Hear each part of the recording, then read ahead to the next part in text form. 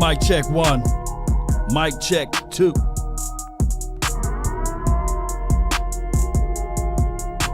Are you not entertained? Are you not entertained? 5, 4, 3, 2. Come on. I got you. All I ask is when you lay your head on that pillow at night, I gave you everything I had. I gave you everything I had. Come on. Let's get it, baby. Hey, come on. That's the beat right there for you, baby. The name is Law Nation. I really appreciate you guys so much for tuning in.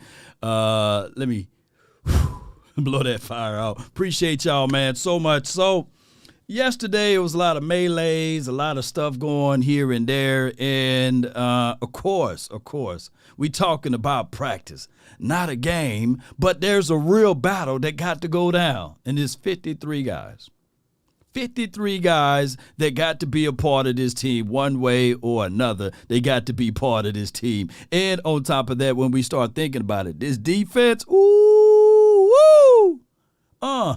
that defense is everything, man. I like what I'm seeing out of the defensive aspect out of it. Of course, we want these guys to be the number one defense in the National Football League. I'm with the belief that defense win championships. I'm with the belief that defense win championships. And I know that you guys think the same thing, right? And, of course, melee, we see this happening left and right. Of course, my guy Slam Williams got slammed. And of course, it could be one of those situations and scenarios that you say, hey, he was hit with the blind side or what have you. But I think that even in this fight, there's unity. Let me repeat that even in this fight, there's unity.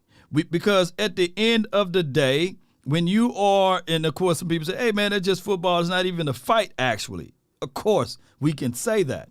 But even within the confines of that, we can start talking about these things right here. Cowboy Nation is the fact that you got this particular team that's supposed to be like a knot tied on a rope. And when the opposing forces pull on said knot, the knot get tighter. The knot get even harder to break a loose. And that, my friend, ladies and gentlemen, that, my friend, is what we're seeking with this team. Because the opposing forces will pull upon us regardless of it, right? And yes, my guy C. Clark says, action speaks louder than words. Let me repeat, action speaks louder than words. Shout out to you, Alan. Appreciate you on the Facebook. Thank you, Marilyn. Thank you for being part of it. As well as Ed, I see you, Kelvin. Thank you for jumping in. Dak on Filthy. Appreciate you. He ain't lying at all. He said Dak Prescott on Philly. He ain't lying. You know, he ain't lying. So this is one of those things. And I don't want to hear the naysayers say, hey, here we go again. The Cowboys fandoms saying that they go into the Super Bowl because they can beat each other up, because they can call each other out their names. No. If we fighting that hard against each other, what the world you think we going to do against the opposition? Come on, baby. Shout out to you, Lopez. Appreciate you for jumping in. So at the end of the day, the process is the process. And as the room fill up, be sure to hit that like, share this content. Let a friend or a neighbor know where to go. Let's go, man. Let's go. Let's go. Let's go with it, baby, because, you know, it's what it is. Terrence Short says he's wrestled and played football, and it happens sometimes. Almost every team get into a scruffle, right? I seen the other day, damn, I should have pulled this up a little bit quicker. But Deion Primetime Sanders, who we can all say that he's one of the greatest football players of all time. Not sometime, but all times.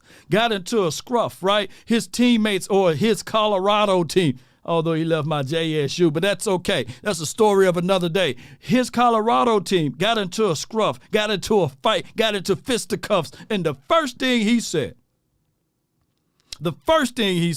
was, hey, he was mad that all of the players didn't jump in. He was mad about that, you know, and those are the things that, now I'm not saying that in the National Football League you want people leaving the bench because you got different rules and protocols. But what he's saying collectively on that particular level, he wanted all of his guys to get off the bench. He wanted every last one of them to get off the bench to fight, dare I say. So I would take that to the bank. I want my teammates to do that because that's each one teach one. That's, hey, on the line, I want to make sure that I got all of my guys, all of my dogs. So when I'm down and when I'm out, I want to make sure Maryland come get me and help me out. Charles Brown, I want to make sure he come out and defend, right?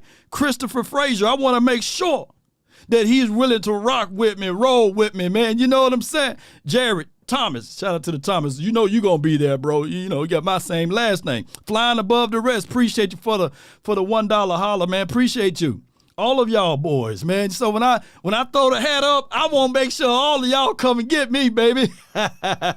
You know, that's just what it is. I know y'all going to come and protect me. I think I got it right here. This was prime time. This was the fight.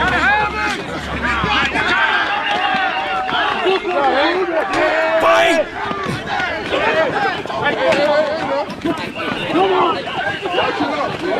What you got going on?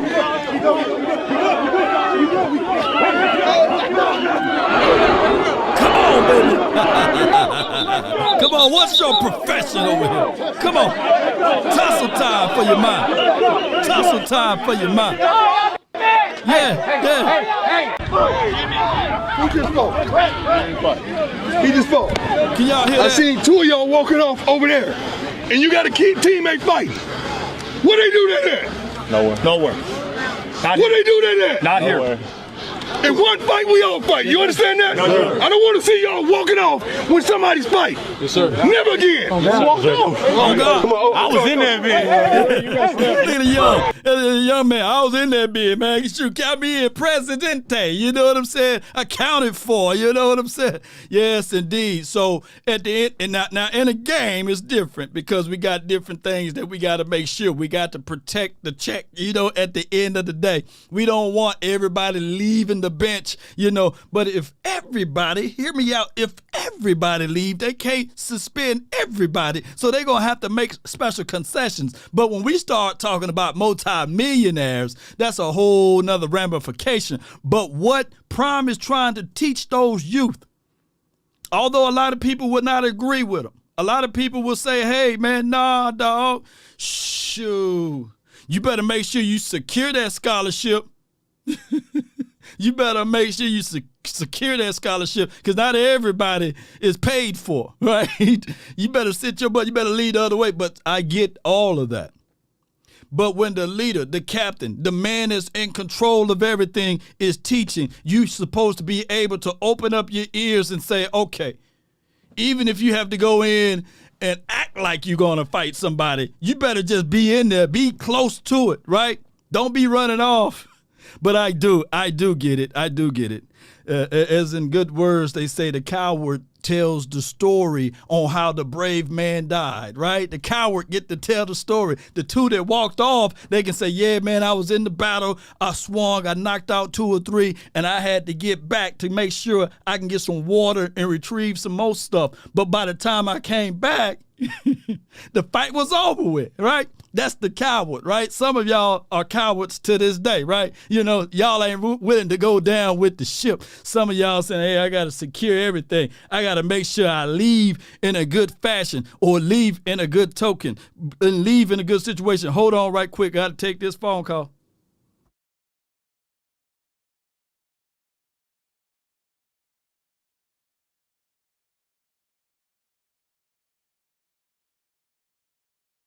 All is well. But sometimes you got to do those things, right? Cowboy Nation, see, I'm a one-man army over here. Sometimes I got to take a call while we live. You know, that's just how it goes. Got to make sure you secure everything. But neither here nor there.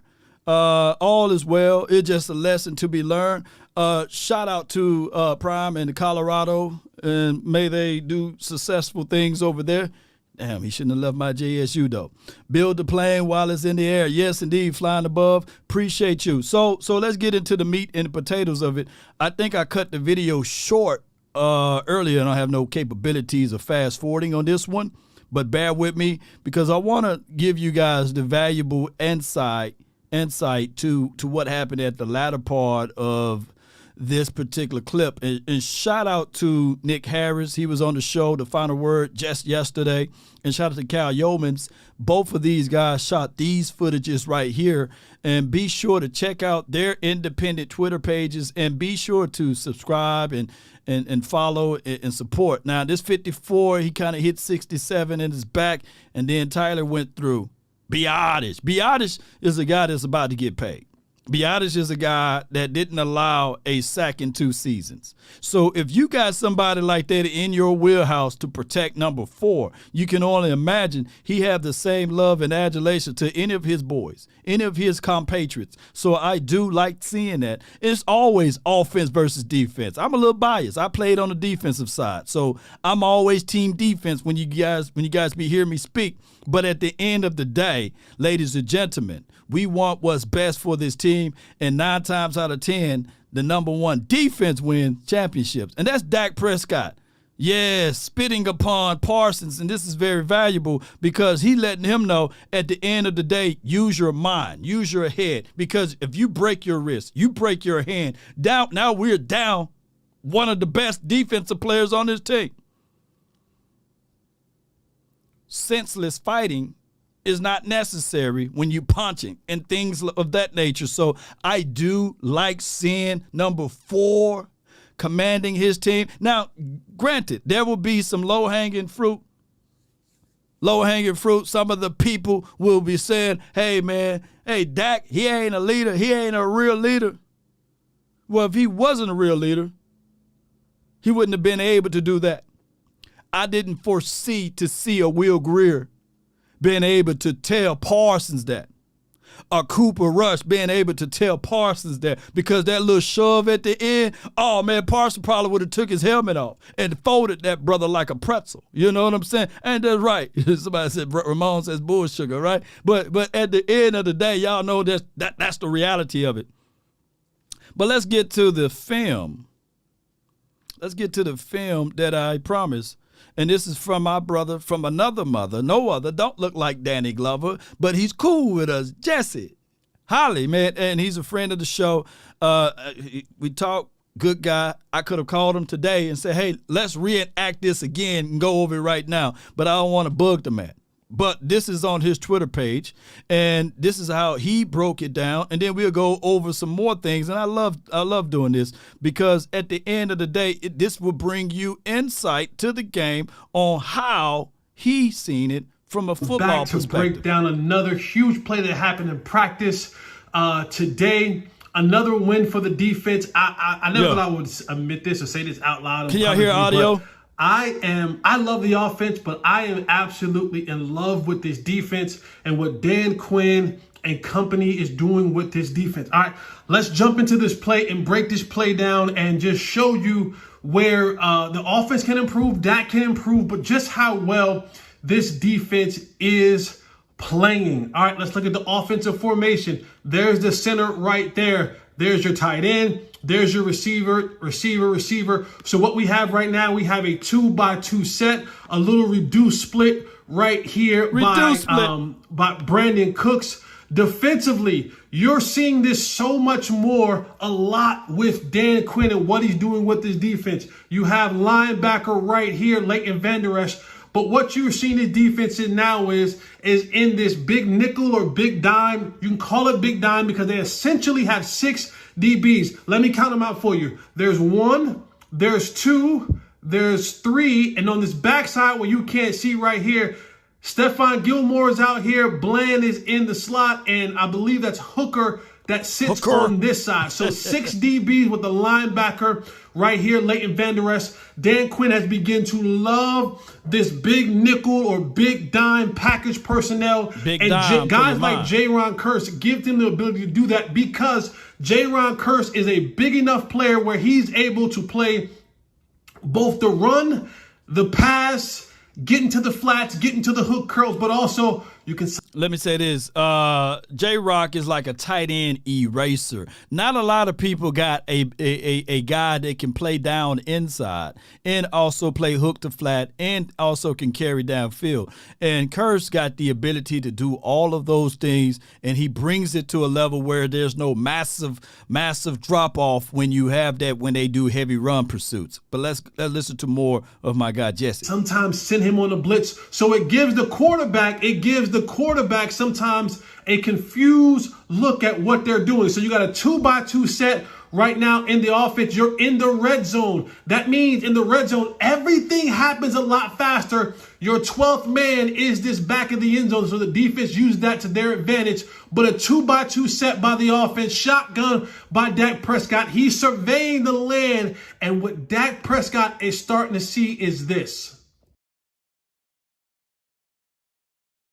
He sees this setup. J-Ron Kearse here, Trayvon Diggs here, Leighton Vander Esch here, safety back here. Now, normally he's looking at this and saying, okay, cool. I know that I have a corner route by Cooks, and then I'm going to have what we call, this is like a post-up route. The tight end is going to run and get physical right here, turn. You see Rob Gronkowski, Jason Witten, guys like that, run and just turn, box out right here. Quarterback puts the ball on them normally for a touchdown. This running back goes out to the flat because what I want to do now is I want to take J-Ron Kearse and I want to take him and I want him to move out to the flat. This corner route that Cooks is going to run, normally, guys, Diggs takes the corner route to the corner and opens up that space for this tight end to run right in there to either on that linebacker, on that safety, box them out, quarterbacks puts a rocket on them, and that way they're able to do that thing. But watch how this thing plays out. When you press play, watch Leighton Vander Esch. Leighton Vander Esch now says, anything coming across number 1 in this cover 4 box or cover 4 match, I'm going to take. So Brandon Cooks, look like you're coming this way because the strength is the tight end. So he's turning that way almost like a Tampa 2. So Brandon Cooks, he said, I'm gonna hit you, bro. I'm gonna hit you, and I'm gonna disrupt the timing between you and the quarterback. J-Ron Kearse still looking back at the quarterback saying, I'm not worried about this running back because I got leverage. I'm getting through the mess and the muck that's happening right here, getting to that running back in the flat. Here's where Dak Prescott gets confused because this corner route that Cooks is going to run is usually picked up by Trayvon Diggs. And then this space right here that you see usually opens up. But they did things a little bit different. Watch it play out. Now, Trayvon Diggs passed the corner route off to the safety, essentially becoming some sort of robber type player right here. He was a robber. What Dak saw pre-snap changed post-snap because of the flexibility between these guys on the back end. These guys on the back end. So the safety now picks up the corner route. J-Ron Kearse now has everything in the flat. Leighton Vander Esch has now condensed down to where that tight end would be, almost making it like a defensive sandwich. Here's what also helps these guys on the back end. Can't miss this, can't miss this. Here is number 90 and here is number 11. Yep. And you watch these guys get off the football and you understand everything in the red zone happens faster. Yep. It has to happen faster because you don't have the verticality of the field to go. So everything has to happen in the backside. On the back end, they have kind of almost a triangle on the back end with 3 defenders over 2. They're playing it the same way. Corner route is going to be eaten up by the cornerback and the nickelback. And then anything that comes underneath, that safety is going to dive down and make a collision. But look at this get off. Look at this get off by Tank and by Micah Parsons. Boom. Woo. Right Ain't now. no way you can go, baby. Dudes, you want to push him past the hump. He's up. Micah Parsons and Tank right now are kind of even with Dak Prescott. You want to be able to step up in the pocket, Problem is, this is the red zone. Everything happens faster. These routes don't have 12, 15, 17, 18, 22, 25 yards to develop. They have to happen right now. So as these guys are breaking, Trayvon Diggs never takes his eyes off the quarterback because they've already determined you're going to take the corner and we're going to play it from there.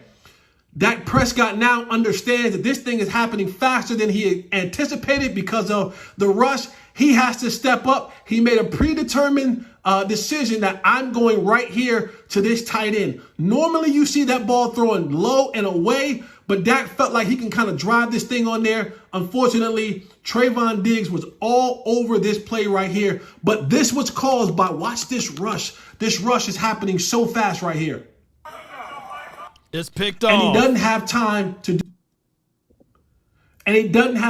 to do it. Trayvon Diggs steps in front of that play for pick six.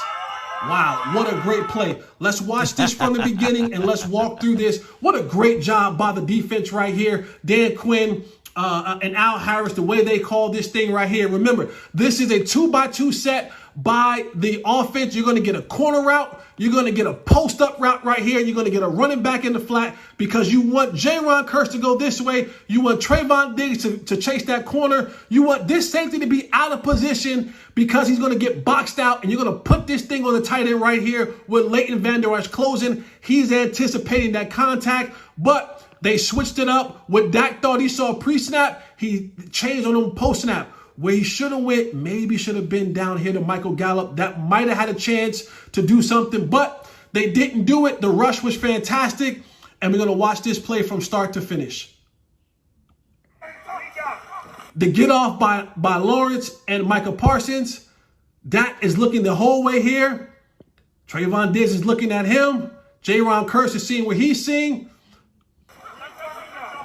What I want you to see down here, yeah, Gallup right there, dog. that safety on this side is back here. Maybe there's a chance on this, what we call a dagger route, a one-step slant. Maybe there's a chance back here to put it on Michael Gallup, really, and it just made a contest at the line of scrimmage. But defense played this well. Trayvon Diggs read the play the entire way. Look for that post up from the tight end. Leighton Van Der Esch squeezed the post up route. Trayvon Diggs with his, watch how he catches this with his hands and just snags it. Wide receiver. Goes the other way.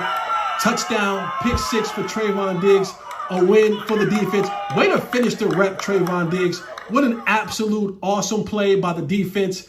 What Dak thought he saw in this cover 4 box or this cover 4 match, he did not see post snap. This is the complexity that this defense can do with guys like Jaron Kearse and Deron Bland, and when they get Dino back, and just have that versatility with those guys to play that big nickel or big dime, and they won on this. No doubt. So that was a well execution right there from my guy. Let me get this off the screen. Yes, indeed. So that was everything. And just so that you guys can get a chance to play that back without me pausing and rewinding and everything, go to that link. I just put it in there. That's Jesse Holly. Be sure, Jesse with no I, by the way, Holly. And you guys can tell him like, man, dog, you broke that down like a fraction. And that is exactly why I love this defense. Now, keep this in mind. Keep this in mind. When you saying to yourself, pick a poison, I would rather throw it Diggs' way juxtaposed to Stephon Gilmore's way, just know that Diggs is going to get his hands on it, right? Year before last, no one caught more INTs than him, right, in 2021. So he's a ball hawk guy. He's a guy that can find a way to get the ball in his hands. And all it takes, if he can read the doggone quarterback and he knows the pressure is going to be up front, he knows that ball got to get out 2 seconds, 3 seconds. He's going to be in the right position. And on top of that, if it's a coverage ability, we got one of the best man-to-man cornerbacks in the league. No one last year ranked higher than him, and it's Stephon Gilmore, right? So on one end, we got the best man-to-man corner, and on the other end, of course, they said that Diggs ranked third amongst every corner that played zone defense. So you got top 5 or basically top 3 in those main categories. And the reason why doggone Diggs plays zone so well is because, shoot, he's traditionally a wide receiver. It's like literally putting Randy Moss in the backfield to play free safety or something. He's going to figure out a way to get the ball. And I'm not saying that Trayvon Diggs is Randy Moss, but you guys get me what I'm saying when I say those type of things. So you better be ready. You better be locked in and rooted in if you're going to try to throw the ball real quickly. Diggs is a cornerback law. But on that play, he's going to be playing, when you playing zone, DBs like Diggs going to be like a free safety. Zone cover corners are one of the best out there, especially when it's not pressed. So I like when Diggs are playing that. And on top of that, when you start talking about Stephon Gilmore, shoot, he's the best locked down man-to-man cornerback in the league. So I do love what I'm seeing out of those two boys, and they complement each other, right? When you look at it and you say, okay, I'm playing man over here, and then this guy playing off. So there's a thing called loose man zone, loose man principles, and he's going to be in phase the entire time. Shoot. When Dez Bryant said what he said, I commend him. You know what I'm saying? Because a lot of people saying like, hey, man, Dez is just hyping the brother up because he liked the Cowboys. No, he's hyping those boys up because he knows what was about to happen. And I love knowing that these type of things are happening in Cowboys land. And let me see if I can find that video, because those are the things that would take us a long way, Cowboy Nation, having the ability, let me see, I think I got it right here. Let's see if we can do it on the fly. Here we go, right here. See my audio. As a receiver, tell me right now who your top 5 cornerbacks is in the NFL right now. Right now, I don't really mean to be biased, but, I watch the game, and, Styles is, how I choose my, my picks. So I'm going to go with Trayvon Diggs, number 1. Okay. Not biased. I promise it's not a bias. It's a little biased. I mean, you can say it's it, but cool, I mean, though. Who number 2? I'm gonna go with Stephon Gilmore. Okay. That's two Cowboys. I was just saying, like that's really 1A and 1A to be honest. Okay. Who number 3? I'm gonna go with Patrick Surtain. Okay. That's then a dog. Then I'm gonna go with Sauce Gardner. Yes, sir. And then I gotta, Jalen Ramsey. He gonna get healthy. For sure. Hey, appreciate you, dog. Now, a lot of people talking about on that clip, what happened to Zaire Alexander? What happened to the other DBs that's out there, Tyreek Woolen and all of those boys, and my guy Lattimore and all of those guys? Come on, man.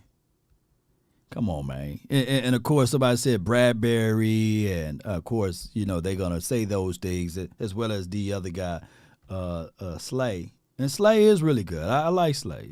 Shout out to him, man. You know what I'm saying? Shout out to my Mississippi boys. But at the end of the day, I don't see nothing wrong with that list. And now what you guys are going to see, you're going to see Dan Quinn utilizing those two DBs on the edge like that. And it's going to – I really think that teams will be stubborn enough to continue to try Trayvon Diggs.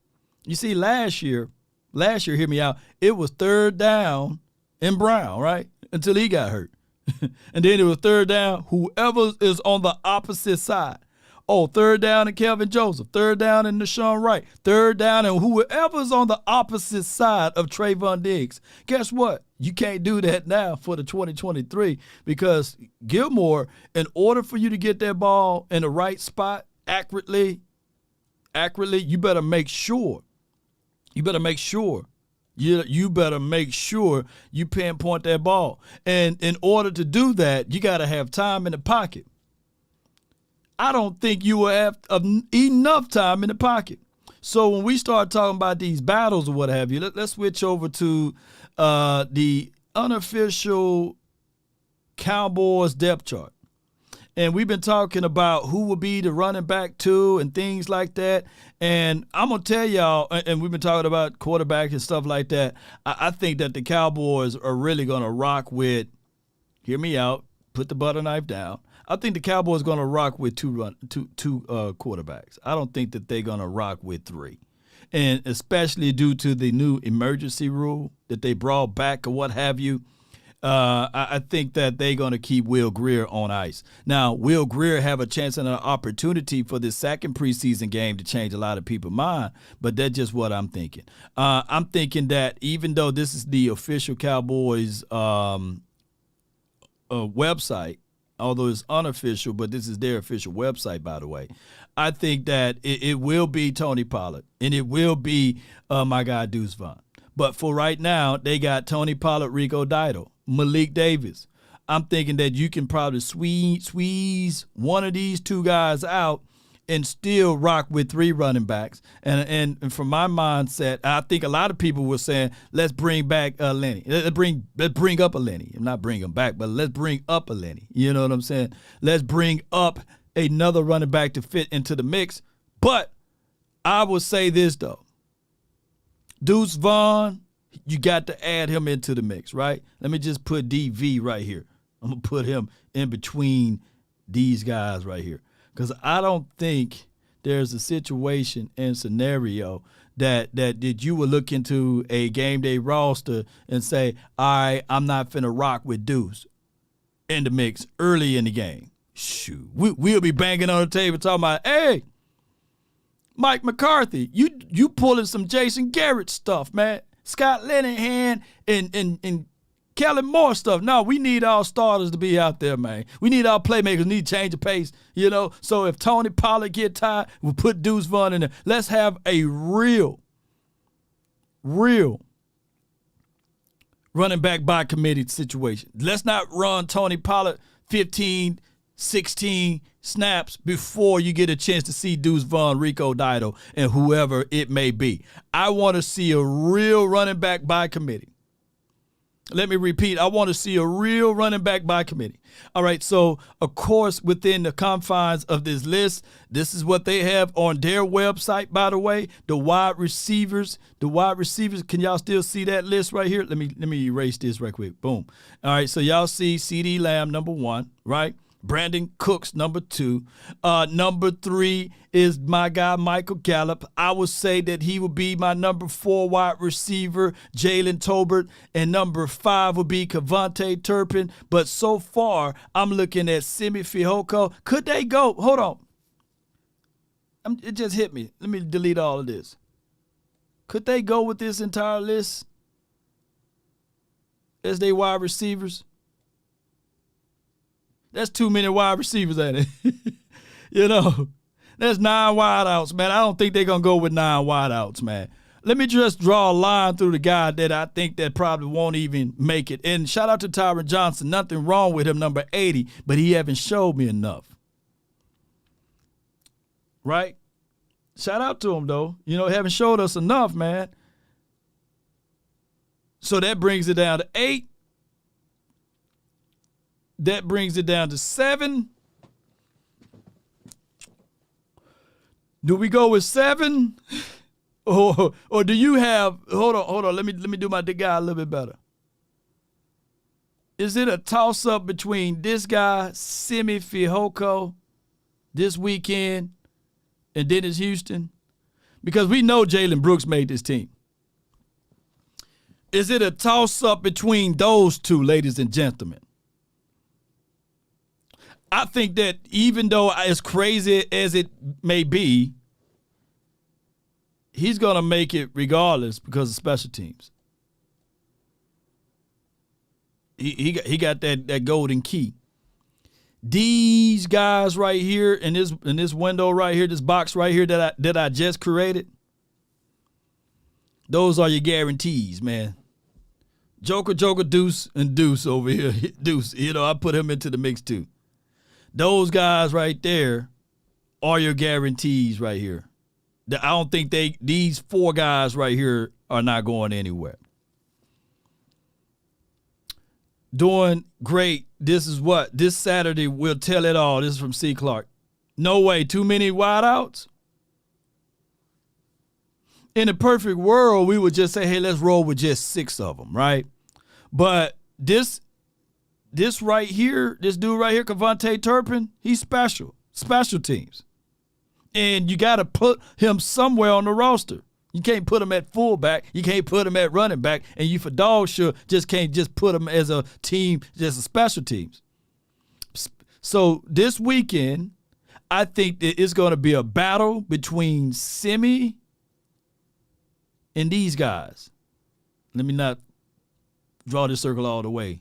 Yeah, you know what I'm saying? But I think it's going to be a battle between these guys.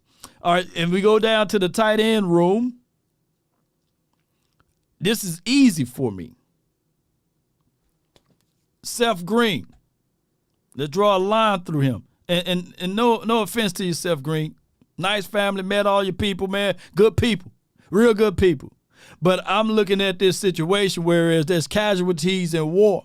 I'm looking at arrows up for John Stevens Jr. I'm looking at arrows down for Sean McEwen. I'm looking at the Dallas Cowboys will fall on the sword for Luke Schoonmaker. He was a second-round draft pick. So Schoon ain't going nowhere. He's locked in. Peyton Hendershot. Casualties and war. This weekend, we need to see something from Peyton Hendershot. I think that he's locked in. That's my dog. Y'all know how it goes from here. Jake Ferguson is your tight end 1. Peyton Hendershot, believe it or not, is still your tight end 2. Luke Schoonmaker is fighting for that tight end 2 spot. Maybe he can trump those guys this weekend. John Stevens is your tight end 3. And do you roll with 3 tight ends or 4? If you roll with 4 tight ends, Sean McEwen is back on, right? I don't think that they would get rid of him because somebody got to play fullback in this particular scheme. And I think that he got the versatility to play fullback in special teams. And he got the best number out of all of them. That 84 looked good on him, you know. Jay Worthy said McEwen is out of here. You can't have too many Michigan guys, huh? All right. Let's scroll down just a little bit. Appreciate y'all. This is the official Cowboys website depth chart, and we going over these battles, man. I appreciate y'all so much for tuning in and being part of this. And trust me, Cowboy Nation. These are difficult decisions to make. Let me repeat, these are difficult decisions that the Cowboys got to make. And I'm glad I don't have to make them. I can just talk about them, right? And I hope that none of you guys feel ill will of me talking about it because that's just what it is. All right, so back to it. Cowboy Nation, appreciate everybody for tuning in. Give me a thumbs up if you guys can hear me. Yes, indeed. All right, so with that being said, with the offensive line for your mind, I thank everybody for being part of these episodes. We got Tyler, Zach, and Terrence. These are your lock-ins. They're guaranteed books, man. Those are your 5 books. You're going to get those books regardless. They ain't going nowhere. They're office furniture. They ain't going nowhere. To me personally, injuries is a part of war, right? Injuries are casualties. That's just what it is. Chuma Edoga, hey, we like your services. Hey, pack up your bags, the clipboard, bring it back to us, the book, the playbook, and everything else. But this guy by the name of Earl and them, if Earl shows up and shows out this weekend, he's in. Chuma, he's out. That's my thoughts. Awesome Richards, shout out to Nick Harris. Just last night, he said that he's been playing such a great job that he feel comfortable him playing left tackle. That's your new left tackle. He's been outstanding, amazing, right? You know, so he ain't going nowhere, baby. He's going to be here for a while. As they say, on the real, me and your mama are getting real serious. So he ain't going nowhere. You know what I'm saying, you know? So it look like I'm going to be around here for a while. I ain't trying to be your daddy or nothing, but if you need some advice, feel free to talk to me. All right, man. I hate to say this. I tried to squeeze it out of him just yesterday. I tried to squeeze it out of him, but I couldn't get anything. But I just need to know, ladies and gentlemen, boys and girls around the world, Joshua Ball. Is there room for Joshua Ball on this team? On this team, is there any room for Josh Ball? Because at the end of the day, TJ Bash showed me something. I'm going to just draw a little line through this guy. All right. And I want to know, guys. I need to know sounds of hits and oldies magic. Brock, he's making the team. He's fighting me. You know what I'm saying? Pull up on me. Pull up on me. All right, so Brock, he's on his team. Matt Farniok, I've been hearing good stuff from him. Well, let's go. Even though Parsons folded that brother up like a lawn chair just the other day. I think that he's on this team. So how many that is? That's 5, 6, 7, 8, 9, 10 O-line. Alex Lindstrom, I think Alex and Matt, they can do the same thing here. But do you go with 9 or 10 O-line? I think you go with 10. Number one offense in the league, I believe so. Yes, indeed, Alan. Appreciate you. Parsons folded everyone up. Yes, indeed. Yes, indeed, man. Parsons, that dude, man.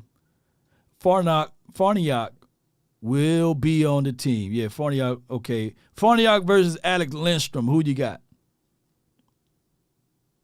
Ball got Mike McCarthy's heart, though. Yeah, he do. And I hear how people save him, though. Hey, man, he good on run. He good when it's time to run the ball. And I get all of that for Ball, you know. But at the end of the day, come on, fam. Ain't going nowhere. I feel you, fam. I'm glad Parsons didn't break his hand. Yep, me too. Shoot, you ain't the only one. You ain't solo in that particular room. Lord, they swabbling. Yes, out there they are. Farniok, backup center. Yeah. Okay, so Farniok here. Okay, good. I think that Farniok will be here. So, yeah, you got to have him here. So he's a mainstay. Alex Lindstrom. I think that they can go with everybody with the exception of this Alex kid, although, you know, he had some flashes here and there. I'm trying to get rid of him. I'm trying to think of 1,000 possibilities. But hopefully, you know, the NFL is a strange lady, as Brian Broaddus would say, and he can still turn the corner. Hey, we got a game this Saturday. Let's see what Josh can do, okay? All right, let's scroll down to defense, okay? Let's scroll down to defense. Is Hoffman better than Farniok? We'll find out this weekend. Lindstrom or Hoffman practice squad. You know, let's find out, man. Let's find out this weekend. But those are the battles we need to pay close attention to. Ben Banagoo, he got the best number, 294. Shoot, he got one of the best numbers out there. Locked in. These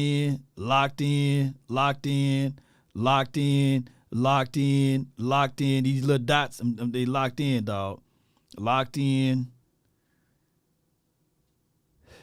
I haven't heard so much from Chauncey. Can y'all give me the update on Chauncey, man? What's been going on with him? Because I'm thinking about Isaiah Land, and I'm looking at Isaiah Land as a guy that if we can squeeze on this roster, who would you rather have, Isaiah Land or Chauncey Golston? I need to know. I want to know, Cowboy Nation. Give me your reasons. Give me your reasons. Would you prefer? And I love the fact that Chauncey is a guy that's been developing and stepping up his craft, been working hard all offseason. But it's a situation, like I said, it's going to be some hard cuts, baby, you know. And somebody got to pledge. Somebody got to come through the burning sins and pledge that practice squad.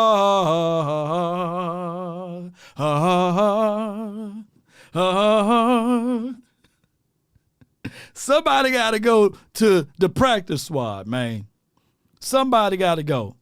And I don't think you can squeeze the Isaiah Land on the practice squad. You know, that's just what it is. Land, somebody got to pledge it. You know what I'm saying? Hey, dog, what you pledge? Practice squad.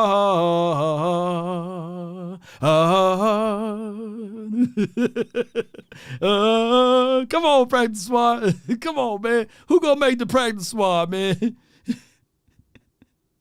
Oh, my goodness, man. Come on, who gonna line up? Practice squad, baby. So it got to be, man. I'm trying to figure out a way who can make this team on a limb. And it's hard, man. It's hard to get rid of Chauncey, man. Chauncey, you my dog, man. DC for life says, what's good, Law? Nothing but the best. DC for life. Let's freaking go. Practice one. Peace, SWAT. Oh, man, nothing personally, but it is what it is, all right? So Isaiah, I put the land, you know, land, baby. My HBCUs up in the house, baby. Yes, indeed. So land making the team.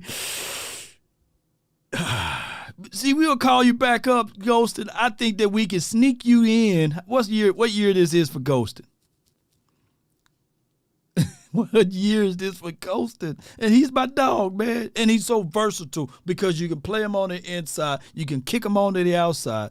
And we drafted a guy, Fihoko. His name is not even on this list. And I haven't even seen Fihoko. Both of them. It's like they do the disappearance act. You know what I'm saying? So one of these Fihokos got to make the team. And whichever one don't make the team, cut the ponytail off. If it's Simi or if it's Junior. Come on, Junior. Come on, man. Come on. This is third season for Chauncey. Practice one.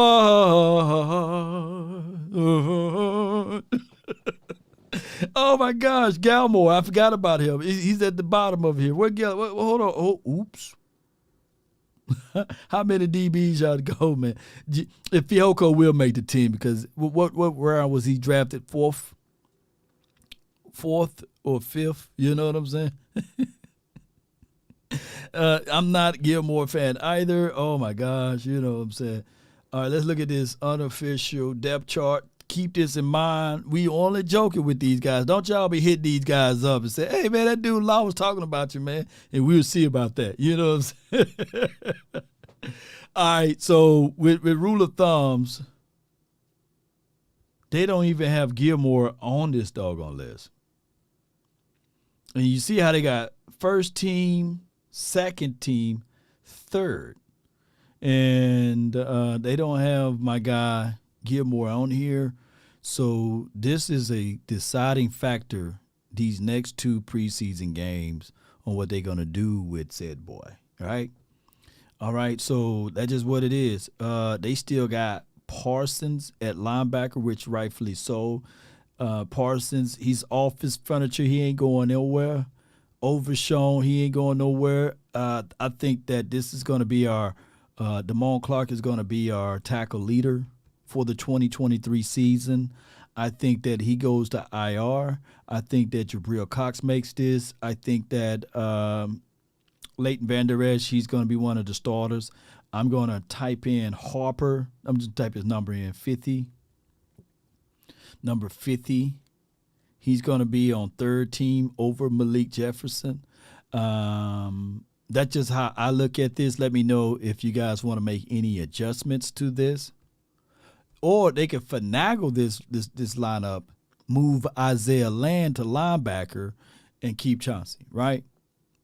And then move out one of these guys. That could be a situation, you know, technically. Somebody yelling, practice one. Land over Overshown. Oh, Land and Overshown, Dwight. Appreciate you. Amen. Okay, I feel you. So we talking about future, right?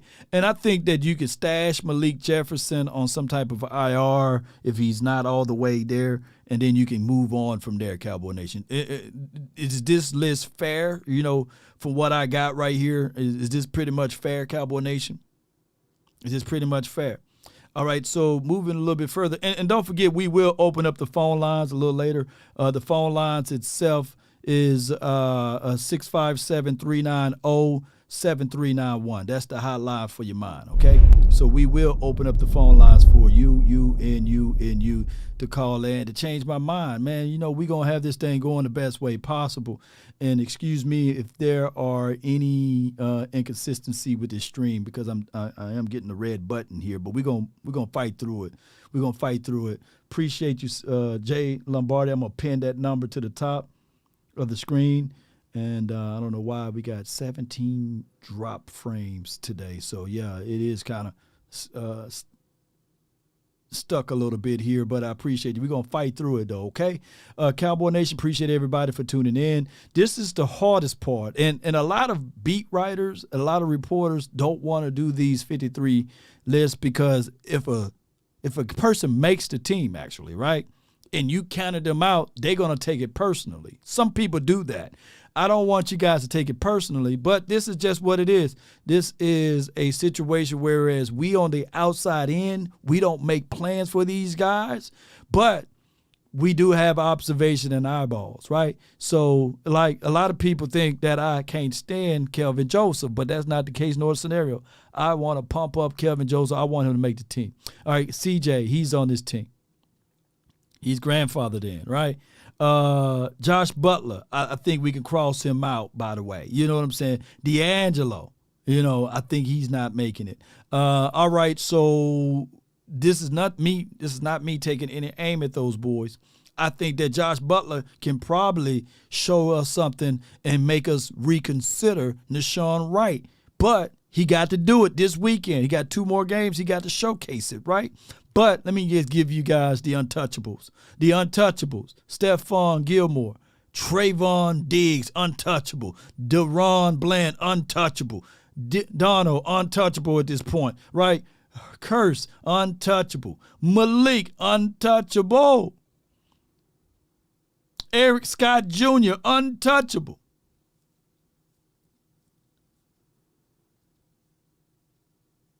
$24, untouchable. Izzy, Marquise Bell, Wanye. If Wanye show us something a little bit like get another INT, he's gonna fall for this 2023 season heading in as an untouchable guy. He's been phenomenal all off season. Bell, he gonna have to show us a little bit more. I think that Kelvin Joseph, he won the crowd with special teams. He got Bones Fossil in his corner. He actually got Al Harris in his corner. But if it's a situation for him to get cut, it'll have to take a head coach or the defensive Dan Quinn guy to get rid of him, right? But he got allies. It's good to have allies, guys, you know. It's good to have allies.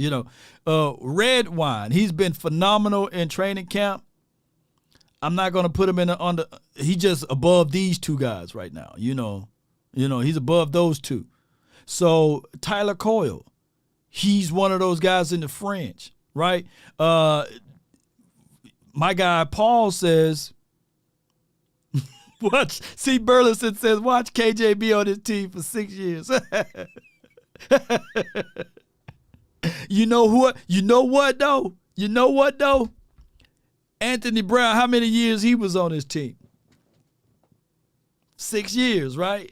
Orlando Scandrick, how many years? And I know this was with the previous regime, right? And they was on this team for a long time. Now, to be fair, Scandrick and Anthony Brown, so far, and I'm not dogging Kelvin Joseph, so far in their career, in their first 3 to 4 years playing in the National Football League, they've been a little bit better. They've been a little bit better than KJ right now, right? But sometimes maybe the light bulb will catch and cut on, right? I didn't see Jordan Lewis' name on that list. Did y'all? And Noah Brown been here 6 years. It's something about that 6 year. You know what I'm saying? Hey, I don't. Maybe they got. This is their website, by the way. Maybe they're gonna do IR or something like that with my guy Pup, whatever it may be, for my guy Jordan Lewis, and then when he comes back into the mix, he'll be added somewhere on this list. All right, and this is special teams. I mentioned Robbie Gould last night. A lot of people didn't really tie into what I was saying, but do you cut one of these guys? Do you bring in Robbie Gould in for a cup of coffee, or do you let this young kid who missed a kick here and there every day in practice, but they are saying that, hey, give him time to develop. He's not a Dan Bailey, but at least he's a guy that's here. He's youthful, and you're only good until you get a chance and an opportunity. Keep this in mind. Dan Bailey, first kick in the National Football League, he missed it, right? I think it was against the 49ers. Then he redeemed himself. So do you bring in a veteran, or do you allow this guy to go through growing pains? Who is willing to go through the growing pains?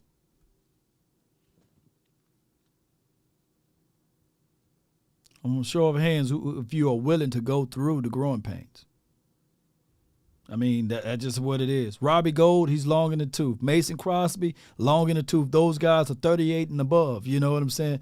They old guys, they older kickers, but you know what you're going to get out of them, right? But this young kicker, he may be everything. He may be the next Tucker, or whatever that guy named for the Ravens. He may be the next version or Dan Bailey. Or he may be another Ryan Suckup or whoever the other guy who just keep missing kicks these days, Just never know. Or he may be the next Mayhar, you know what I'm saying?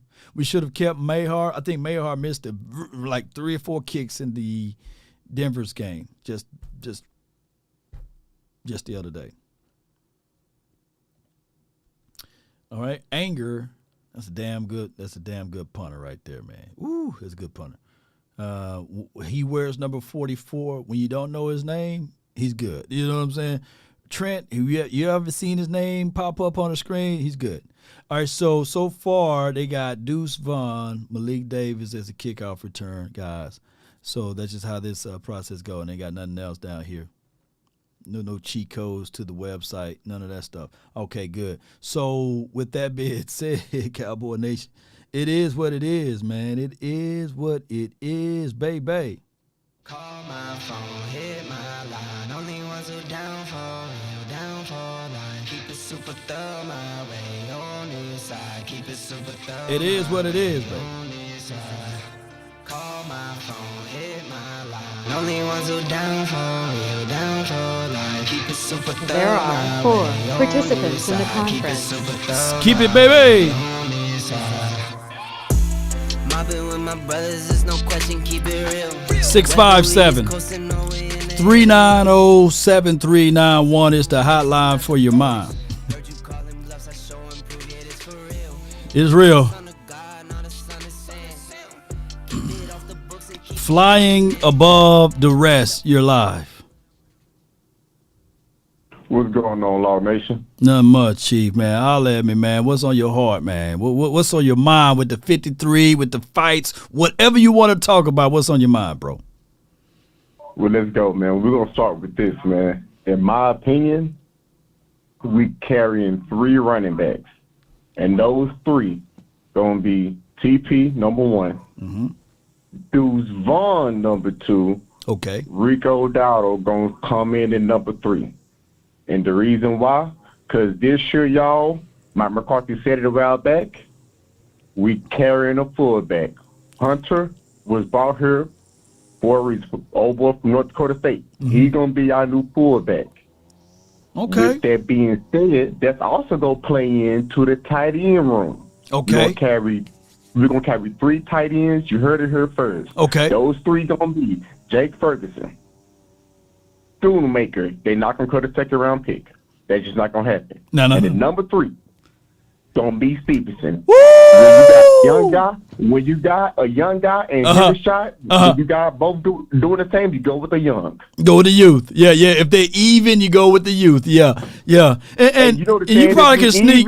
You probably can sneak. You could probably sneak Hendershot on the practice squad. No. I wasn't done with it. Okay. You see, Hendershot got the potential, right? Right. And he also young. We also just drafted a tight end in the second round. So we already got 2 young tight ends for the future. Right. You use Hendershot as trade bait to try to find you some O-line depth. Okay. See what I'm saying? I see your logic right there. I see your logics right there. But to me personally, I'm just going to go with the guy that at least, because we're such a young team, people fail to realize that. And at least I know Hendershot can give me something, right? You just got to, you got to reel it in a little bit. So these next 2 preseason games can change our mind. These next 2 preseason games can really change our mind because there's only been one, and we will see if John Stevens can replicate what he did week 1 and continue to shine 100%. When these little lights on and stuff, right? And it's been blessful for us. Go ahead. I was saying 100%, and to tie into that, because let me circle back to my running back position. Go ahead. I said Deuce Vaughn RB2, but that's only depending on what we've seen from him in the fourth quarter last week and what we're gonna see from him this Saturday night. Hopefully, in my prediction, they're gonna start Deuce Vaughn. Right. Or he's gonna play very, very early in the first quarter this Saturday because they want to see can he truly make that leap.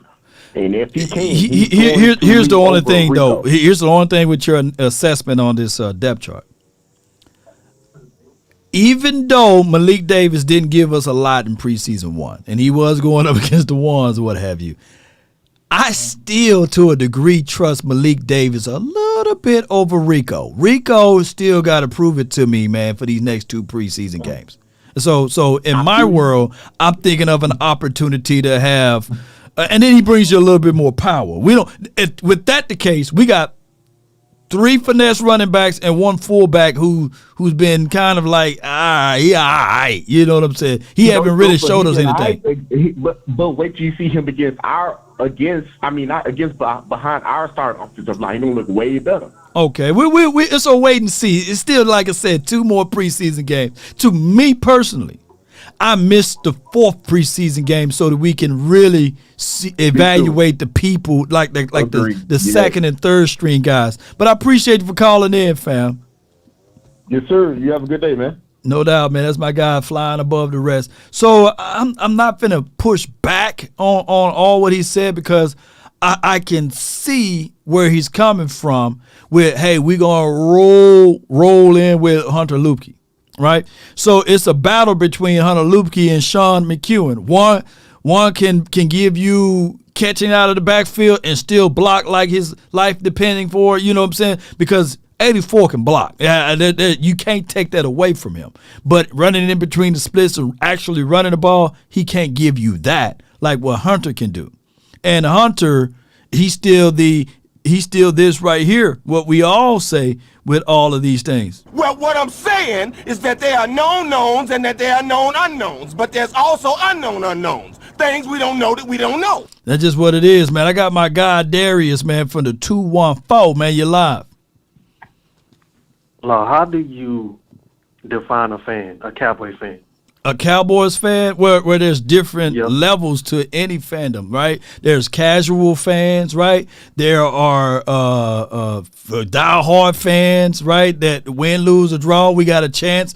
And then there are people like fickle fans, like whoever winning, they'll jump on them. You know, you'll see a different jersey on them every week. There's a skit that my guy does Country Wayne do, and then whoever the opposing team is, that guy he got 32 jerseys or 31 jerseys and he'll put on the opposing team jersey. There are actual people like that. Now those people they are blessed because they are not like drawn in to just one team. Sometimes I look at it like they are not sold in like we are. You know, we Cowboy fans to win, lose, or draw, right? We ain't finna fold it. We ain't finna start looking around the corner saying, man, let me throw on this Kansas City Chiefs jersey. Let me throw on this Saints jersey. You know, we just can't do that, man. I can't do it, you know. But why you brought this up, bro? Talk to me, man. The reason why I brought it up is, now I hear a lot of people on your show calling in talking about some, oh, you ain't a Cowboy fan because this,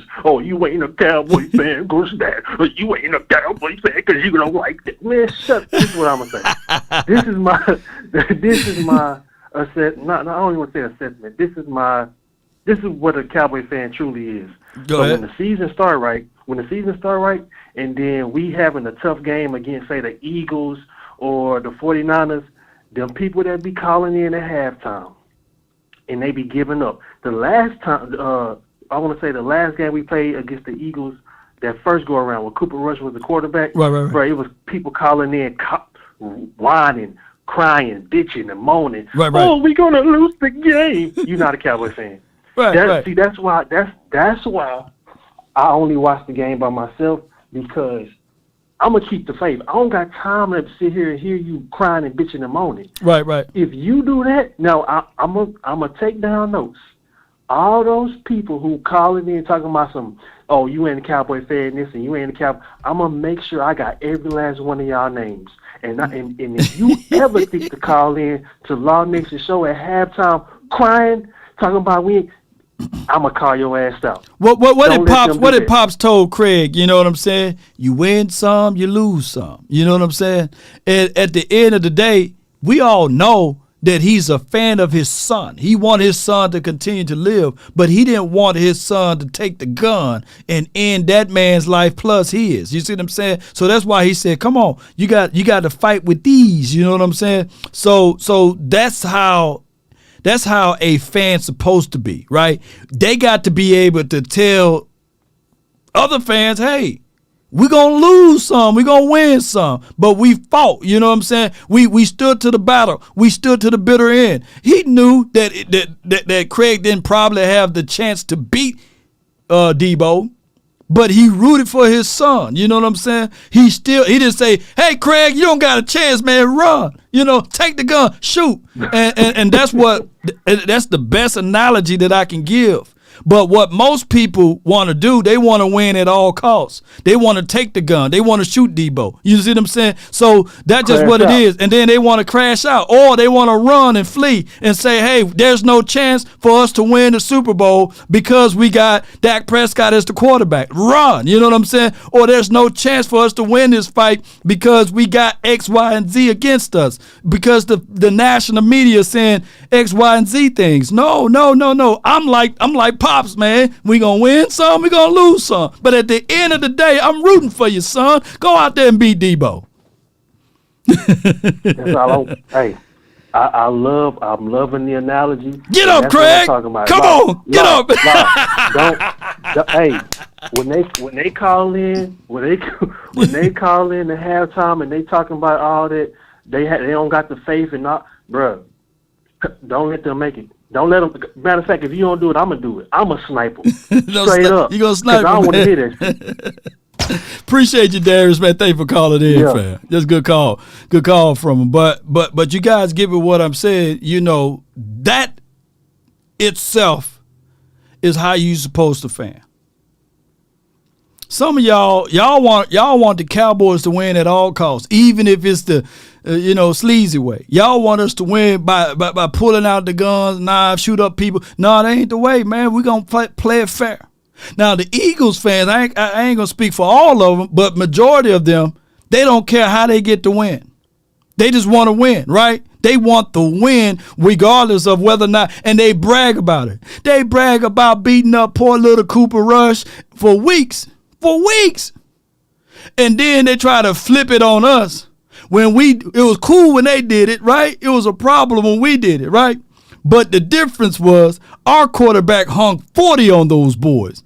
Their quarterback, when our quarterback was out, he couldn't get over 26 to 27 points, whatever it was. You know what I'm saying? But it is what it is. It's cool when they do it. It's a problem when I do it. Hey, what does he say? Birds of the same feather? Birds of a feather. They flock together, they make you a sucker. A sucker, you know what I'm saying? So it is what it is. I got my guy ZDG, man. What's good, man? What's good with you, dog? For the 817, you live. Hey, what's up, man? Hey, Not that much, reminded me of. Did you hear Shady, or did you see Shady whenever Bucky told him that Dak owns the NFC East? Yeah. And he got up and walked off because he couldn't handle. He couldn't handle the truth. He couldn't handle the truth. hey, man, look, I've been a diehard Cowboys fan, man, and as long as I can remember, since the '90s, when I was a kid. I was born in '89. I was a kid, and I seen Troy Aikman chunking them motherfucking bombs to Irvin and Right. Deion picking them balls off. You know what I'm saying? And it was even what's his name, Larry Brown. Right. That boy picking balls off too, left and right. But yeah, man, since Emmitt Smith was putting them jukes on them boys. Right. Hey. But it is what it is. As a fan, you know, Emmitt didn't have the rushing title when he first started. You know what I'm saying? It was all of those other boys like Barry Foster. It was like Thurman Thomas. It was like, oh, excuse me. Then there was Emmitt. They always knocked Emmitt. You know what I'm saying? So when he finally got the rushing title, people were like, yeah, it's cool, but that was behind that offensive line. But, hey, everybody else had their chance and opportunity to build their offensive line. And the last I checked, the offensive line that we had, none of those guys was drafted in the first round. You see what I'm saying? But people now in modern day fans, they would say, man, Barry Sanders way better than Emmitt. Oh, man, Thurman Thomas, I'll take Thurman Thomas over Emmitt. Oh, man, give me Natron Means. Give me Jerome Bettis, man, anybody but Emmitt. That's how the fans are nowadays, you know. But it was always like, me, sure, give me Emmitt, dog. That's my dude. The same could be said even with the playmaker, you know. Chris Carter, Irvin Fryer, Tim Brown, and Jerry Rice, all of those boys were good. But give me the playmaker, man. Give me my guy, you know. But, it's just what I am. Yeah. It's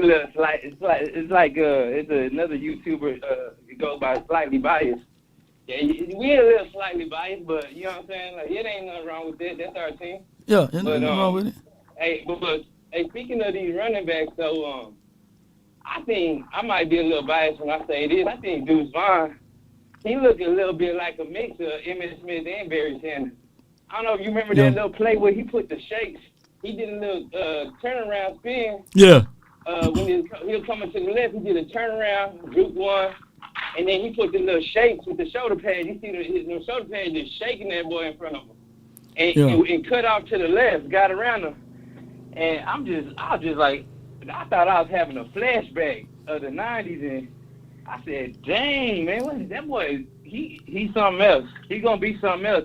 And it's like whenever Jerry Jones said, and whenever they drafted him, at that moment might be bigger than we even know, man. You know, and call me crazy, Zay. Zay, call me crazy, but there was somebody, and I wish I could find that tweet. They tweeted me his highlights from K-State. He had the 22, and immediately, this was way before the draft. I literally said, "Call me crazy. Call me crazy." I see Emmitt Smith. And I said, if he get drafted by the Cowboys, put 22 on him, right? But I get it. Some people like, a lot of people like, nah, man, don't be disrespectful. But if you go back and look at that dude, he looked like Emmitt out there, mixture of Barry Sanders. Yeah. Exactly. Hey, and also, and it's just on the tip of my tongue what I was gonna say. I got caught up in what you were just now saying. But shoot, Deuce Vaughn, yeah. Okay, so look, he played for Kansas State, right? Right. I'm a TCU fan. You know what I'm saying? I'm from Dallas. I live in Fort Worth. We came to Fort Worth. I was a young teenager. Right. Came to live in Fort Worth. So I grew up in Fort Worth. You know, besides my childhood, childhood was in Dallas. So I grew up. Coming up, you know, turning to a TCU fan. We went to college games, just we had a lot of fun out there.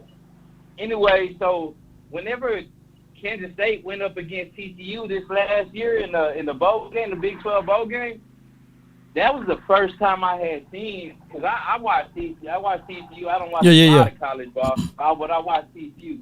But when I seen Deuce Vaughn, he was a player of the game in that game. Yeah. When I seen him, I said, man, he is the reason they are beating us right now. Yeah. And so at the same time when I was thinking that, my mind immediately went to the Dallas Cowboys. And, oh, man, if we were to draft him, I said, oh, that could be something. That could be scary. That could be something dangerous. Yeah.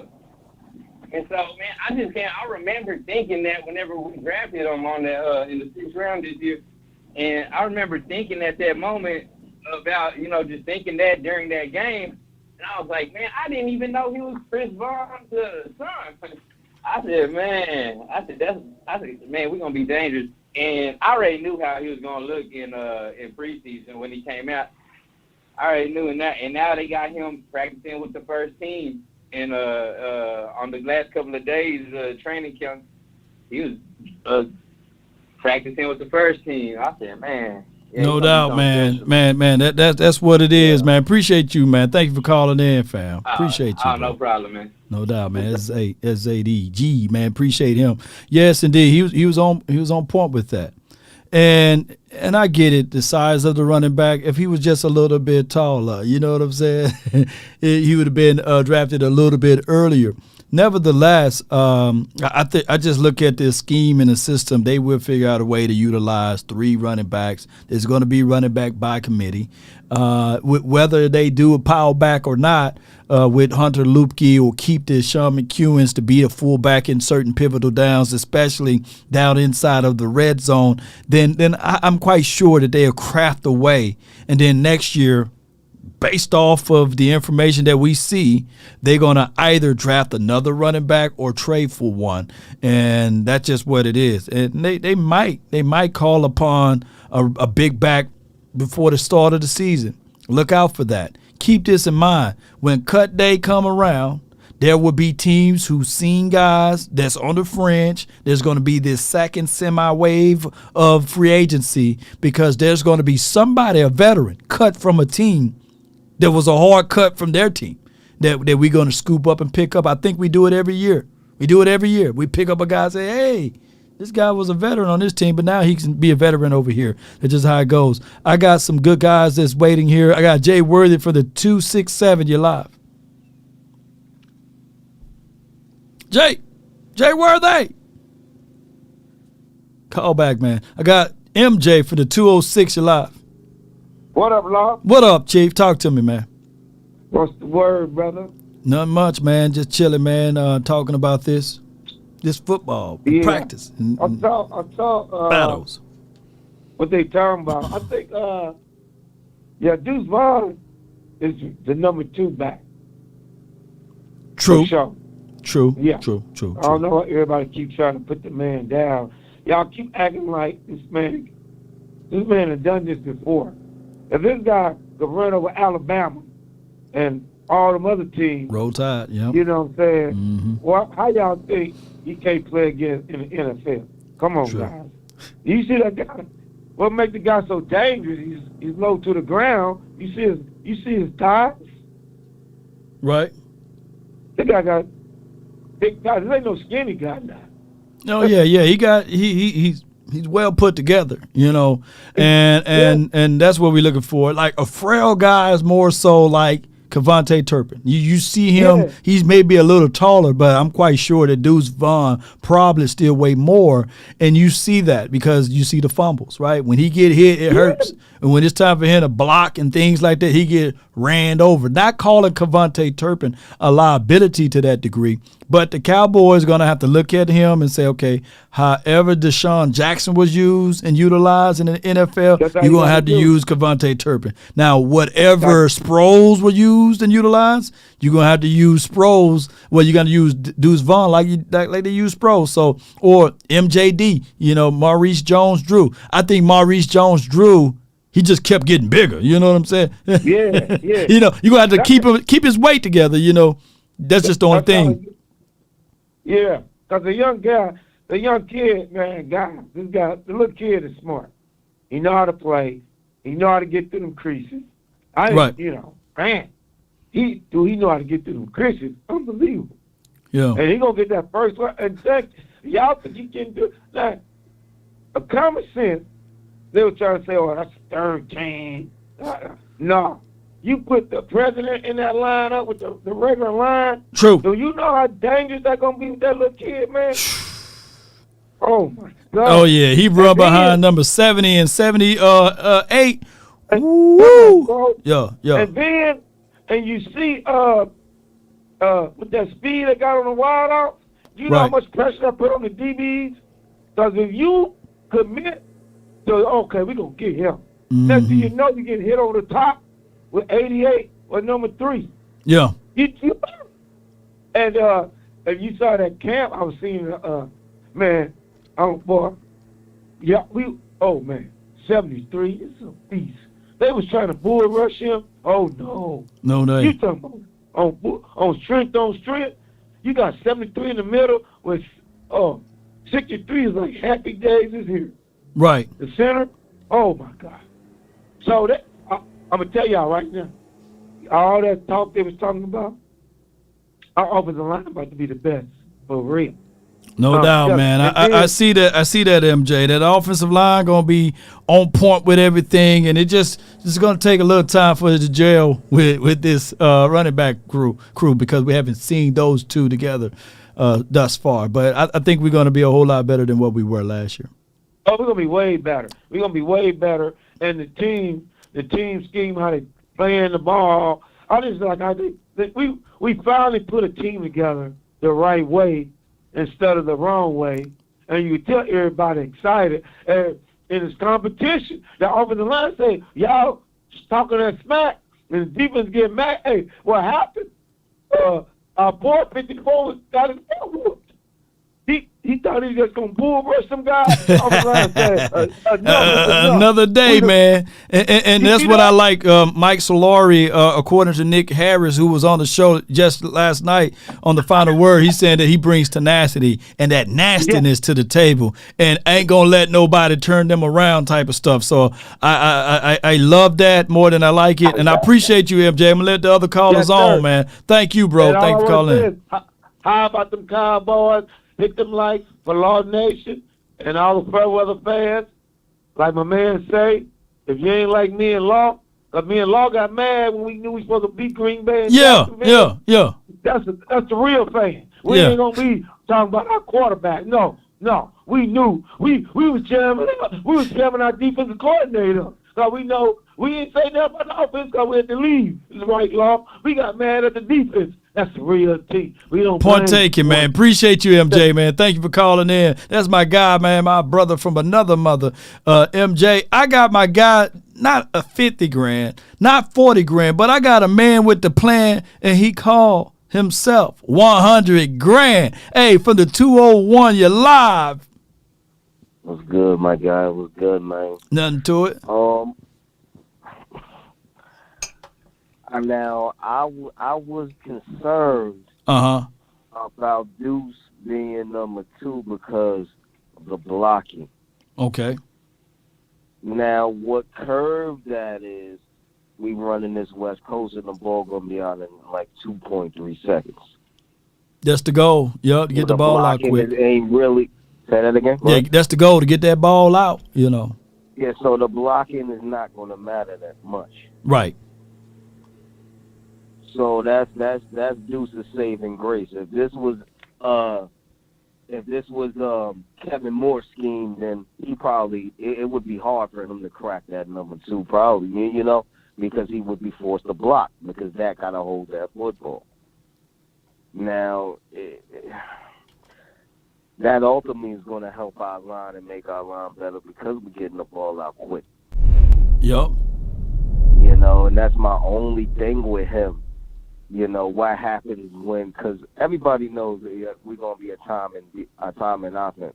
What happens when, things don't open up fast or they get knocked off their routes and that got to hold that ball a couple or more seconds waiting for somebody to get open and Deuce can't block. That's my only thing with him. Yeah. So for example, let's say you got somebody squeezing through the A gap, and you got Deuce Vaughn in there. Now, either he can step up inside or leak out to the edge there if they squeezing through like a delayed blitz or something like that. But here's the thing. The linebackers, it's a saying, slow until you know, right? And you don't know until you know, So if you can't hit what you don't see.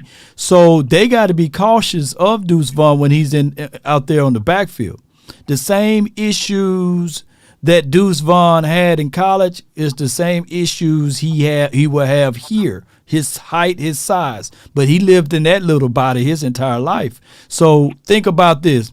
Alabama got guys coming out first round, second round, third round every year. So when they played against Alabama, I'm quite sure that defensive coordinator over there saying, hey, you got a 5'5" guy in the backfield, let's just blitz him. And I seen him. He stepped inside and took some on the chin, but he also appeared that he was going to step inside and veered off to the flat, and he made them pay. So whenever you blitz, that means somebody is open, and 9 times out of 10, it's your running back or the person that's closest to the LOS, whether it be a tight end and these sorts of things. So I'm leaning on Dak Prescott to figure out his hots. And Dak Prescott, at one point in time, was one of the best quarterbacks passing the ball while being blitzed. So hopefully we get that Dak Prescott back. I agree he was.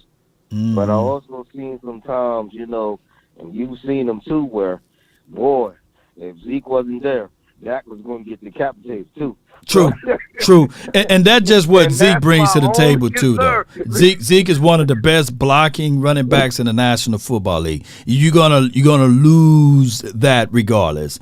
And unfortunately, there's Zeke been in the league for 7 to 8 years now, and he's no longer here on this team. So the Patriots, we will see how valuable Zeke blocking is now when we have Parsons, when we have D-Log coming in at them. That's their deal now. But they will see how valuable Tony Pollard and Deuce Vaughn and whoever we have in the backfield. That's just how that goes, too. I'm not too much. Tony Pollard, I feel like, he ain't the best blocker in the world either, but I feel like, he'll at least hold his own. Deuce, because of his size, I'm not going to sit here and say that, I'm fine, everything's going to be great, and I'm not no Debbie Downer. I'm just being real. It's the NFL. This ain't college no more, though. It's no the doubt. NFL. You're going to have Von Miller and them boys coming. Put it like this before I let you go, 100 grand. Ezekiel Elliott would be the best blocker for the 49ers. Ezekiel Elliott would have been the best blocker for the Eagles, right? Ezekiel Elliott would have been the best blocker for, dare I say, the Kansas City Chiefs. Kansas City Chiefs just won a Super Bowl. They didn't have Zeke on their team. They didn't have somebody that can block to his capabilities. So, and nor did the Eagles have somebody that can block to his capabilities. Those two teams was in the Super Bowl. So hopefully by me saying that, we could be in the Super Bowl. Not saying that we're not in the Super Bowl because of Ezekiel Elliott, but what I'm saying is that the Cowboys should be able to scheme it. Yeah. How big was Darren Sproles compared to Deuce? An inch taller. He's 5'6". Sproles 5'6", Deuce 5'5", so inch taller.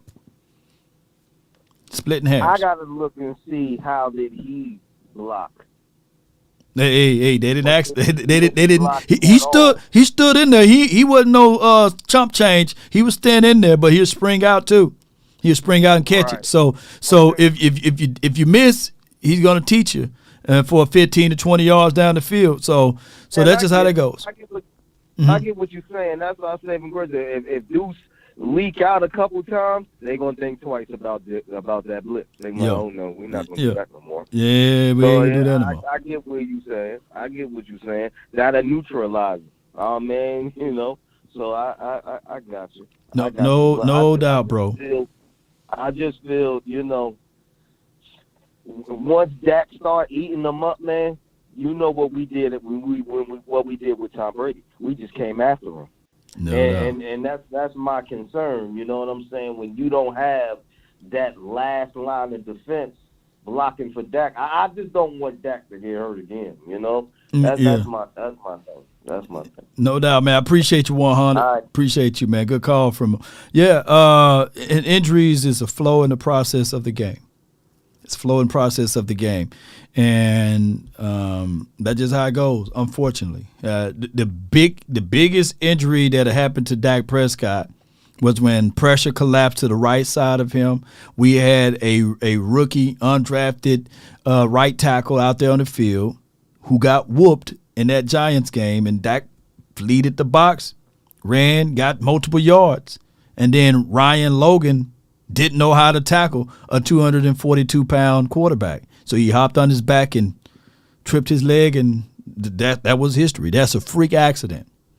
But we can't live in fear, right? This is football. Any play, this is literally any play, you are one play away from being a Ryan Shazier. And I hate to say that, but that's the reality of it. But when you try to eliminate that and play scared about that, you would never play to the peaks of those who put on those gold jackets. Yeah, just unfortunate. So, of course, you can prevent it when blitz is coming through, is to hit your hots, hit your reads, make them pay. But at the end of the day, that's just the process of the game. And the game will always be the same. I got Coach Marv from the 803. You're live on the Nation. Talk to me. What's going on, Law? Not much. I want to tell y'all great show yesterday, man. Really picked up a lot of things from y'all's show. But Law, you were crazy when you said about Isaiah Lamb and Golden played very well in the preseason game. He did. Flashes don't mean that D lineman didn't play well. His goal line, he was probably one of the main reasons the goal line defense was so great. Golden is on this team. Lamb, you can put Lamb. Lamb will be on practice squad. Nobody gonna pick him up. You think you can sneak him on there, huh? Yeah, he'll float through. He'll float through. That's not no.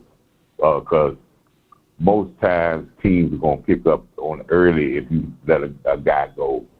They're picking up guys that's gonna help them right now, not guys that they're gonna develop. Because when you picking up guys, you actually sign them to an active roster spot. So you got to have guys who are going to be right now. You can't say, okay, I'm going to pick a guy up in these free agents here and then waste a couple of weeks because he's on an active roster spot and he's a developmental player. So that's why he uses those type of guys to flow through. And then later on, they may not flow through because the guys will say, well, our team is kind of set, and then we may try to pick up a guy. Because once you pick up a guy from somebody else's practice squad or they cut, they're going to go back to your active roster for at least a couple of weeks. So in your opinion, you're going to go with these 7 defensive tackles and edge guys that they have on this list. Of course, D-Law, you got Jonathan Hankins, you got Osa, Mazi, Big Bo, Chauncey Golston. I'm trading Donald Armstrong tomorrow. You trading Armstrong? Okay. Got to get rid of him. Okay. I'm still trying to figure out why he didn't get when we got everybody else, D-Law, Parsons, everybody practicing hard, getting bumps and bruises, and you drinking Kool-Aid like you were perennial All-Pro. So you stretching Armstrong out. There's a reason why that. Is Gilmore on this team? Is Navell on this team? I would keep Neville Gallimore on this team before Neville Gallimore has showed us something to say, hey, I'm working towards keeping my job. Are you picking Ben Banagoo over Isaiah Lamb?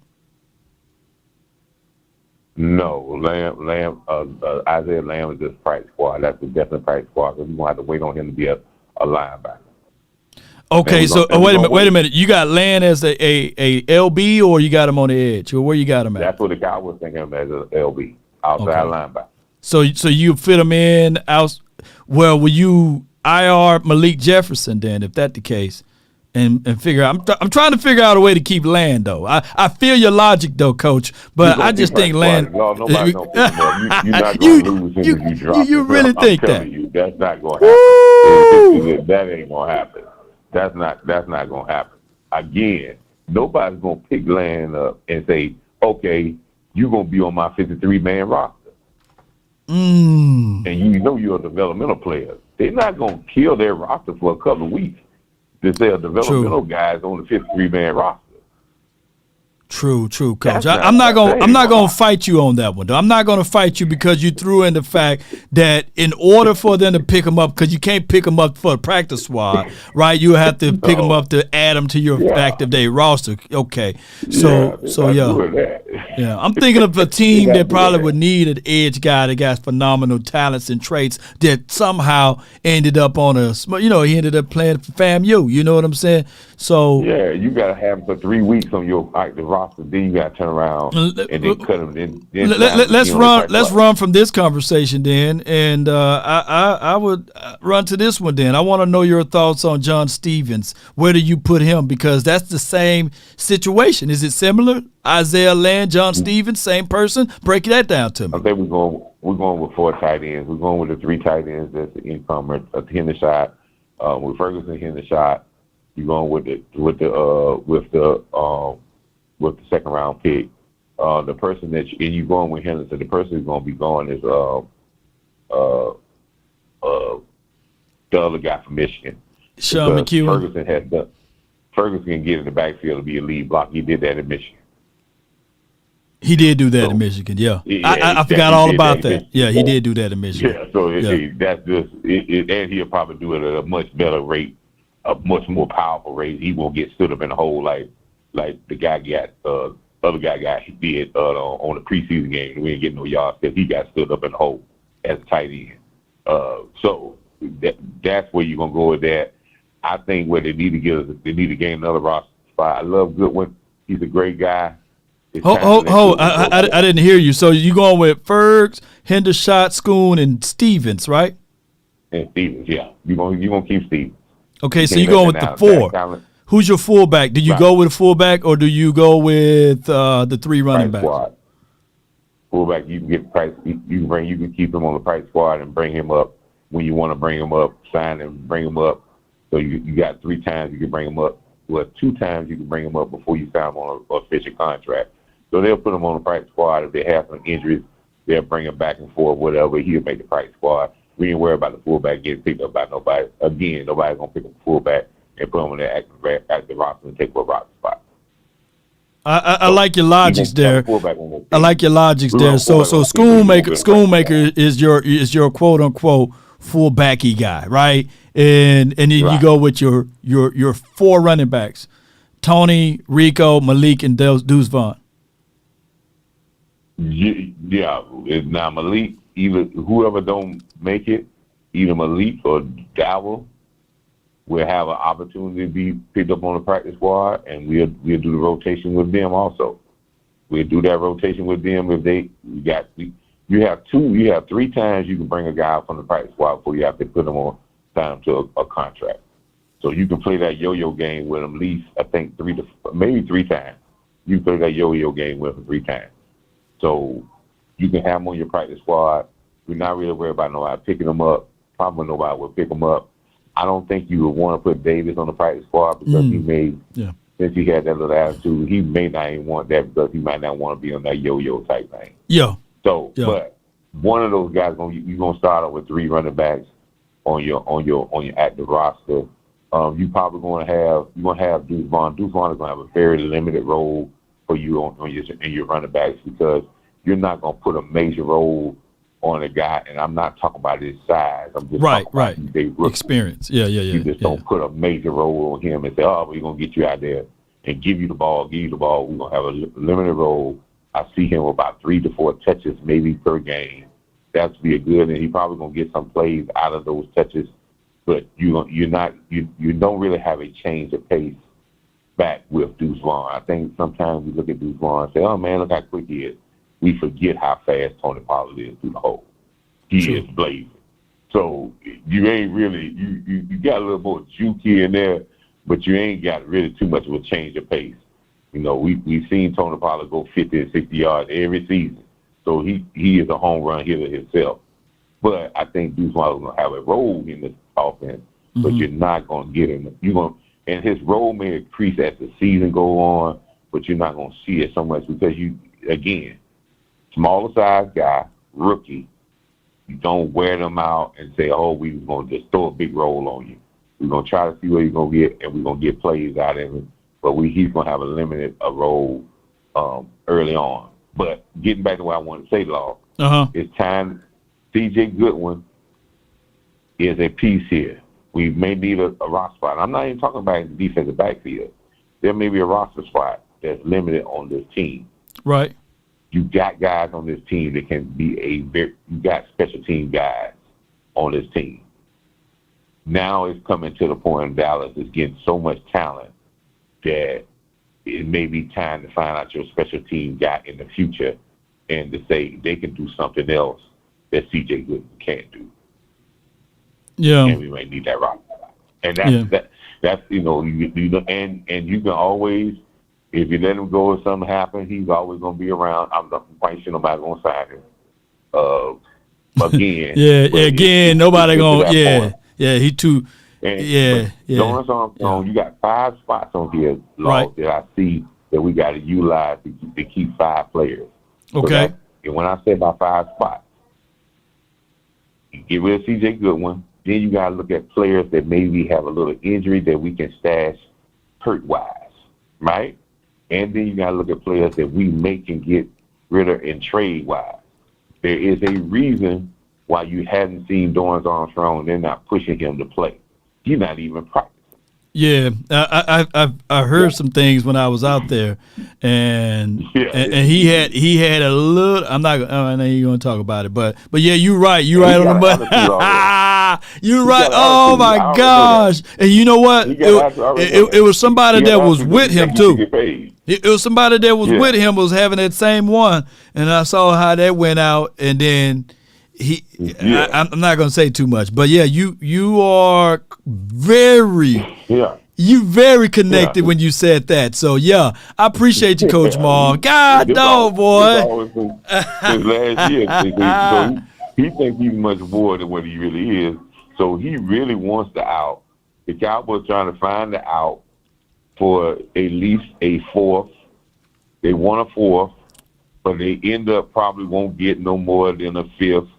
Or a 6th, but if they get a 5th, I would take the Cowboys and let them roll on down the road and get out of the way because he's going to be on a limited basis anyway. You're so deep in the room, and you don't want to let one of these defensive tackles go or that's going to be swept up because you may have an injury because you got an older guy like Hankins, so you want to have some security there. But it's time for Armstrong to go and maybe time for a good one to get out the door, and you can't even do nothing with Jordan Lewis till you get help. Yeah, you probably can parlay it because he did had 19 solo tackles last season, 9 sacks as well. So maybe you probably can get some good trade. If you want to get rid of him, people gonna offer you low. If they feel you got to eventually try to cut him, they're gonna play you low. They did the same thing last year with what's the other guy that had the defensive end that they let go when in Tennessee. The sacks. I know you're talking about. His name is at the tip of my tongue. Tristan Hill last year. They did this. They showcased him. They wanted to trade them a long time ago. They kept on, but it got to a point where they just said, "Hey, we just got to cut bait. We can't get nothing out of." They're really trying to get some out of Armstrong now, but I think they're going to just have to settle for a 5th round pick because a 5th round pick for how we draft is like a 3rd or 4th round pick. No doubt, Coach Maul. Man, appreciate you, man, for calling in, man. Great insight to the game, man. Appreciate you, Coach Maul. All right, Law. Have a good one. No doubt, man. It's a good call from him, especially with the insight of all of that because we know he told me about 2-3 days before the Dante Fowler thing, and I doubted Coach Marv. I said, man, Coach Marv blowing smoke, And then like 3 days later, like 2-3 days later, breaking news, Dante Fowler now signed with the Cowboys. I said, from this day forth, I'll never, ever disagree with my guy on those type of things because he's well connected. And this is what the nation do, man. New media and everything. This is how we connected, man. So with that being said, I got to lock this up. The conference has been locked. So those who are in here, we're going to make sure we get to you all. I got No Clone Tyrone from the 202. You're live, man. Hey, what's up, Law? What's good with you, man? What's good with you? What's going on, man? It was a great show last night, man. Man, I appreciate you, man. Yeah, those boys keep bringing the thunder, man. Keep having those special guests on, and I think Boss Cowboy and Big Game James are doing the Lord's work for the community, man, and I really appreciate it. Yeah, man. Y'all making the nation grow. Yeah. I feel like ESPN and the big networks don't have nothing on you no more. So like right now, y'all the TV. Yeah. You know? Yeah.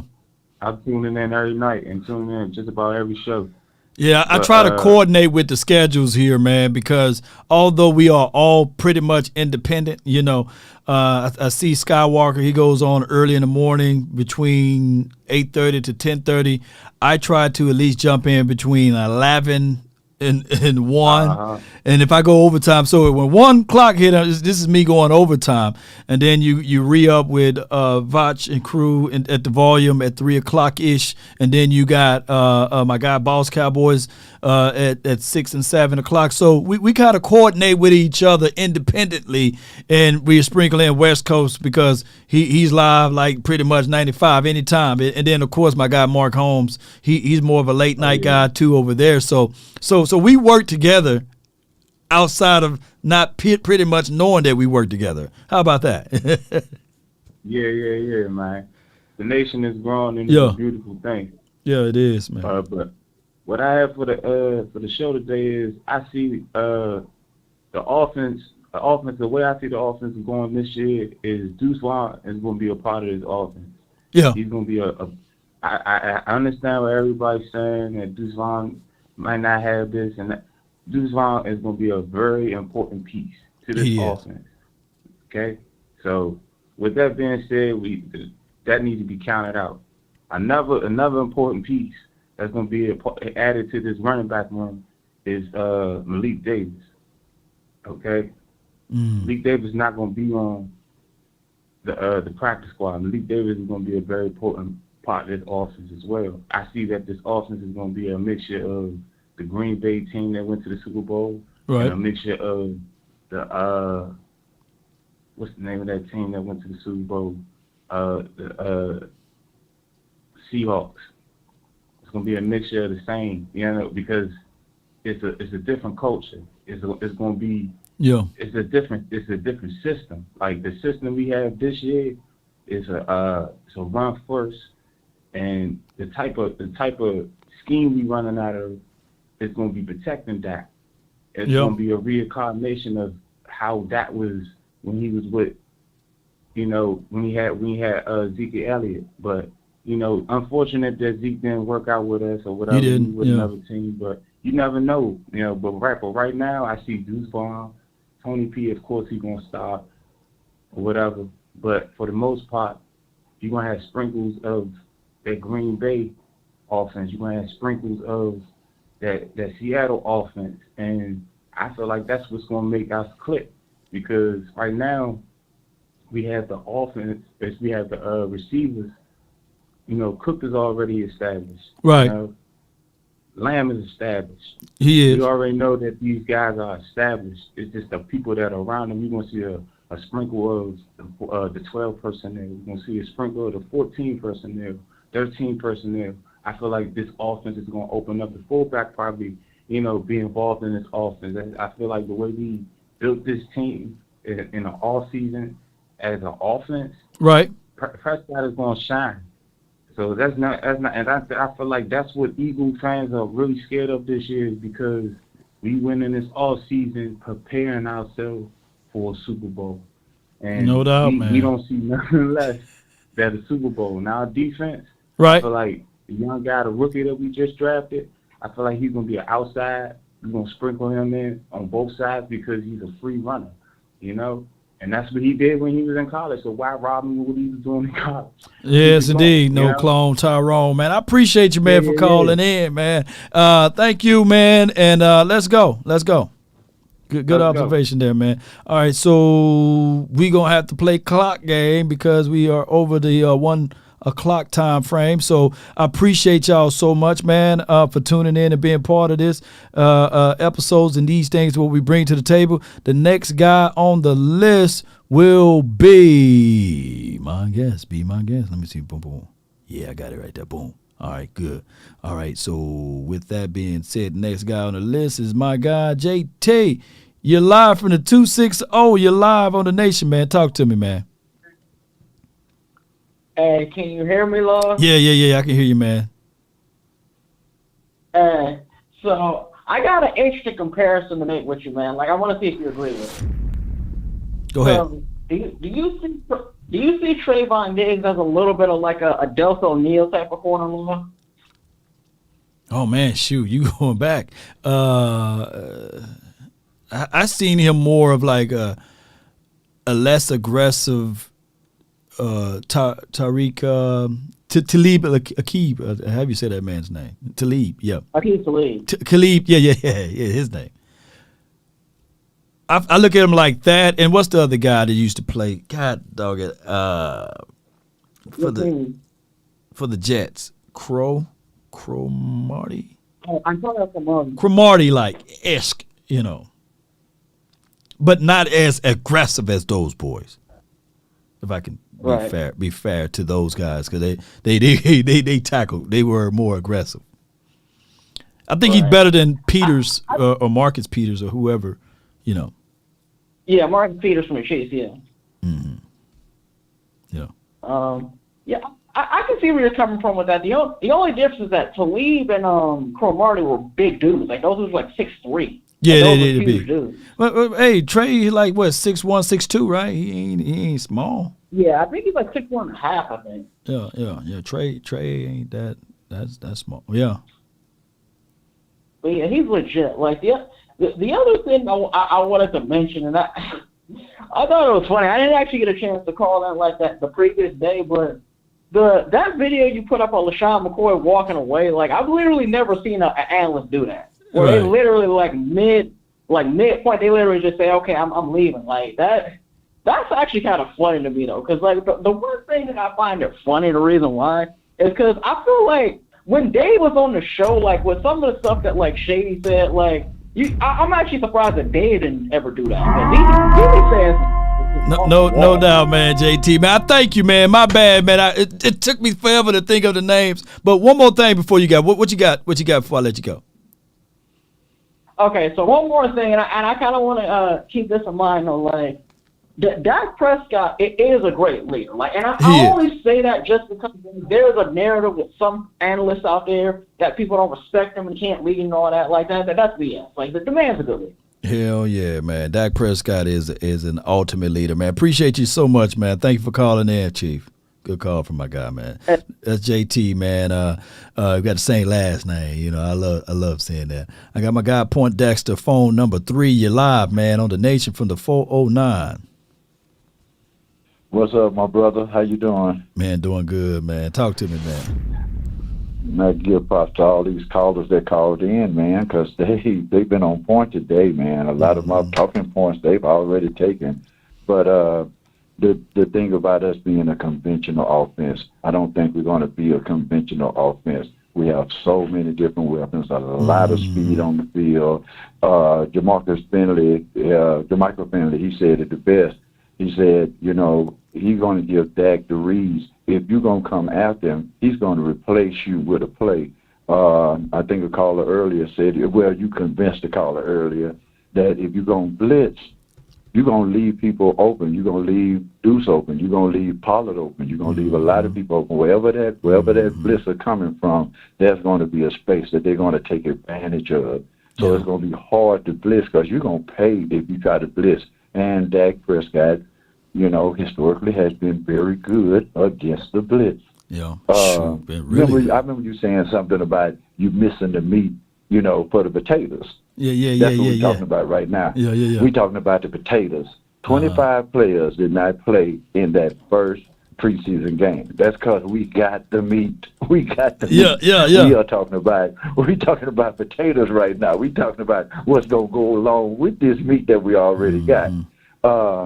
Now, we've had success with a great defense. Now, we can talk about all the other things, Coach.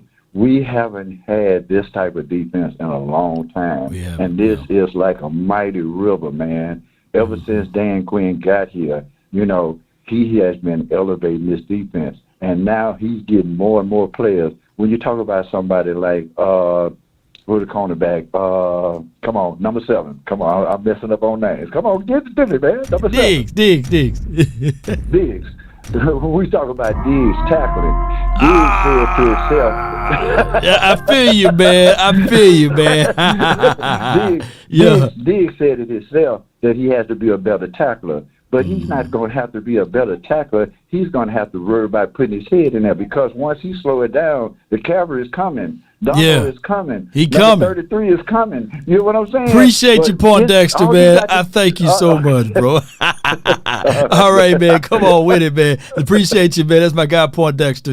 We playing clock gag. It's 2-minute warning. And, hey, you going to have to hurry up and run that 2-minute offense, man. And that's just what it is, man. All right, I got my guy, no. My bad. Jay Worthy. Jay Worthy from the 267. You're live, fam. Talk to me. Oh, man, you tried to get me earlier. Yeah. I tried to get you earlier, man. But hey, you live now, man. 2-minute drill. Talk to me, man. Whatever you got on your heart. 2-minute drill. Hey, man, first and foremost, I'd like to say welcome back. I didn't get to talk to you since you became the new 100 grand. You know what I mean? No slight to our boy 100 grand. Right. You became the new 100 grand. Yeah. And my condolences to you and your family. Appreciate that. I don't know what you're going through because I haven't lost a mom, but I understand your pain. It's rough, man. Yeah, it's rough. But we're making it. We're making it, bro. We're making it. Exactly. But, because I had a longer point, but I'm going to just get to one. What do you think about seeing so far offense in the preseason?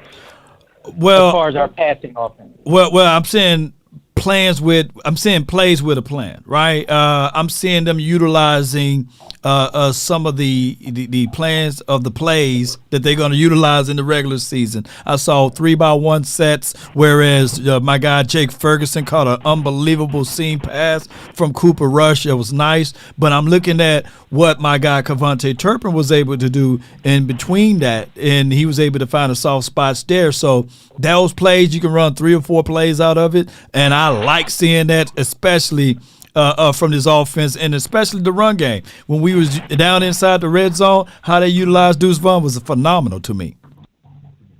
All right, yeah. One play that I was excited about, and you are absolutely right, because we haven't seen a seam route since Blake Jarwin. Right. Down that middle for the tight end. I was excited about that, but long.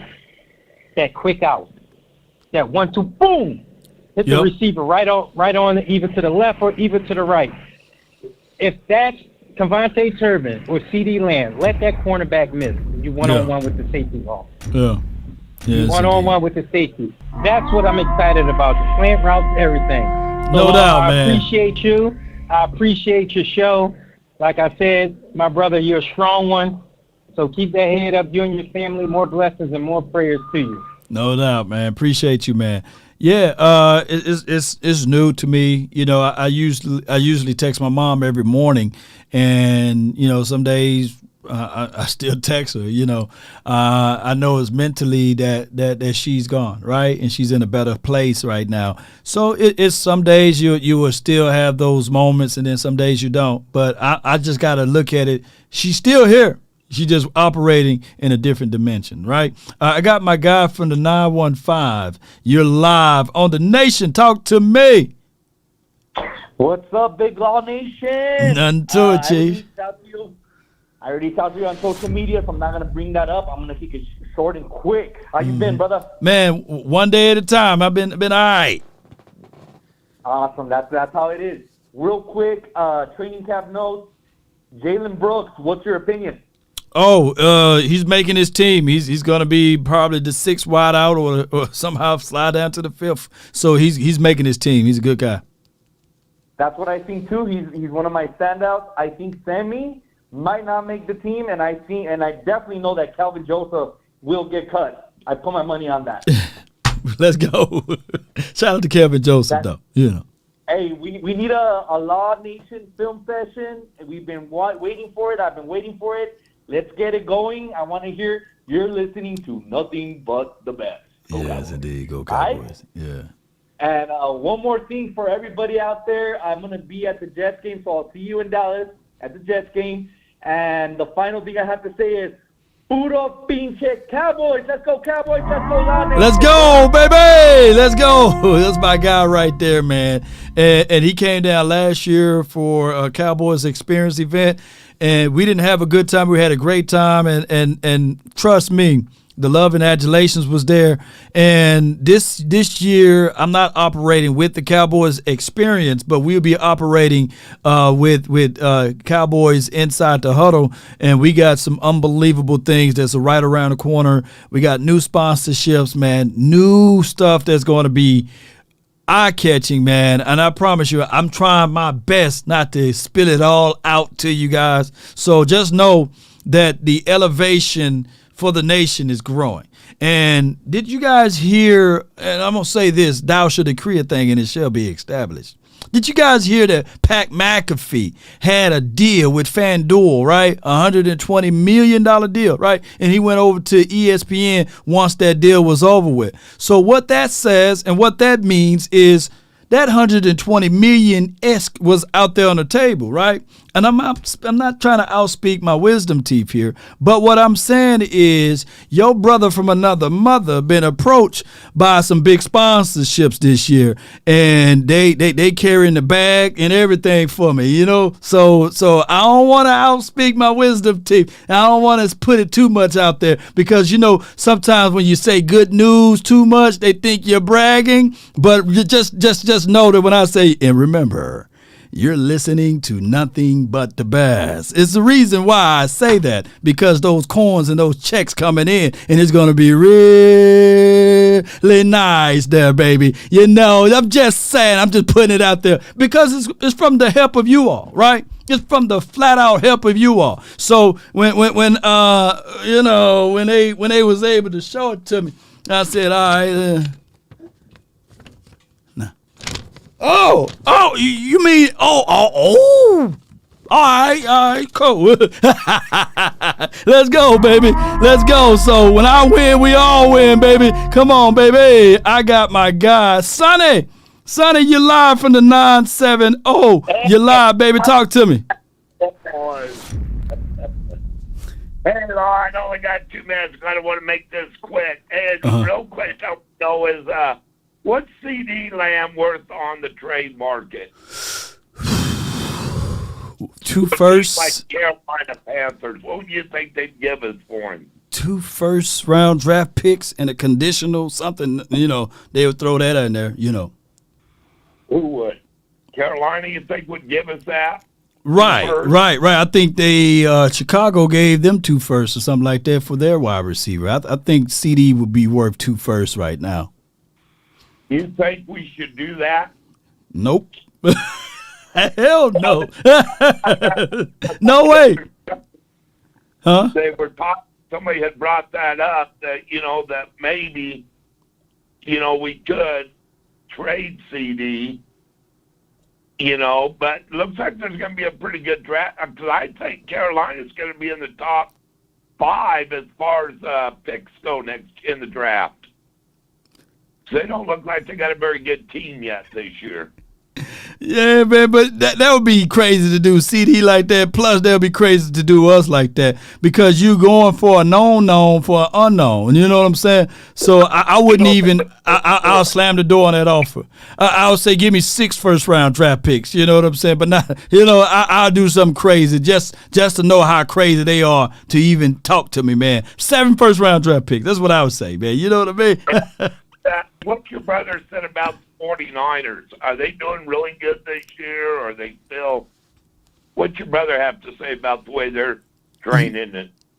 He truly believed that they're going to have the number one defense, and I'm letting him know that we're going to have the number one defense, and he's out of his mind if he think otherwise. We'll see him week 5. Appreciate you. Appreciate you, Sonny. Yeah, bye-bye. Yes, indeed. Sonny. Man, my guy, Sonny.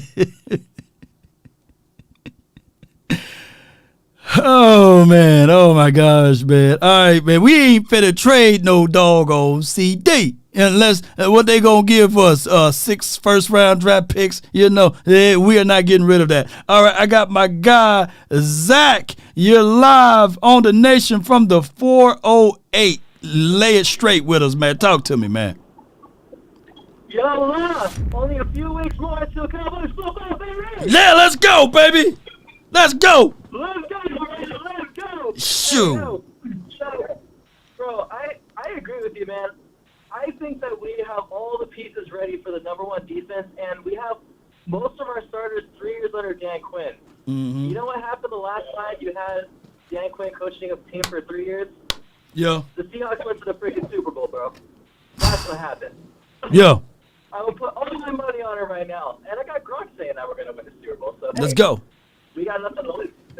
Nothing to lose, man. But I wanted to inquire about that Dorrance Armstrong trade, though. Mike Fisher was talking a little bit about trades that could happen. I don't know if you read his article on Sports Illustrated, but he was talking about some potential players that could be traded. I don't see the argument that Dorrance Armstrong could be traded simply because he was too good last year and the Cowboys value their pass rushers too much. I just think for a team that's trying to win a Super Bowl right now, what value do we really get if we trade Dorrance Armstrong? Because I just don't see that. It'll be the value that you will receive, right?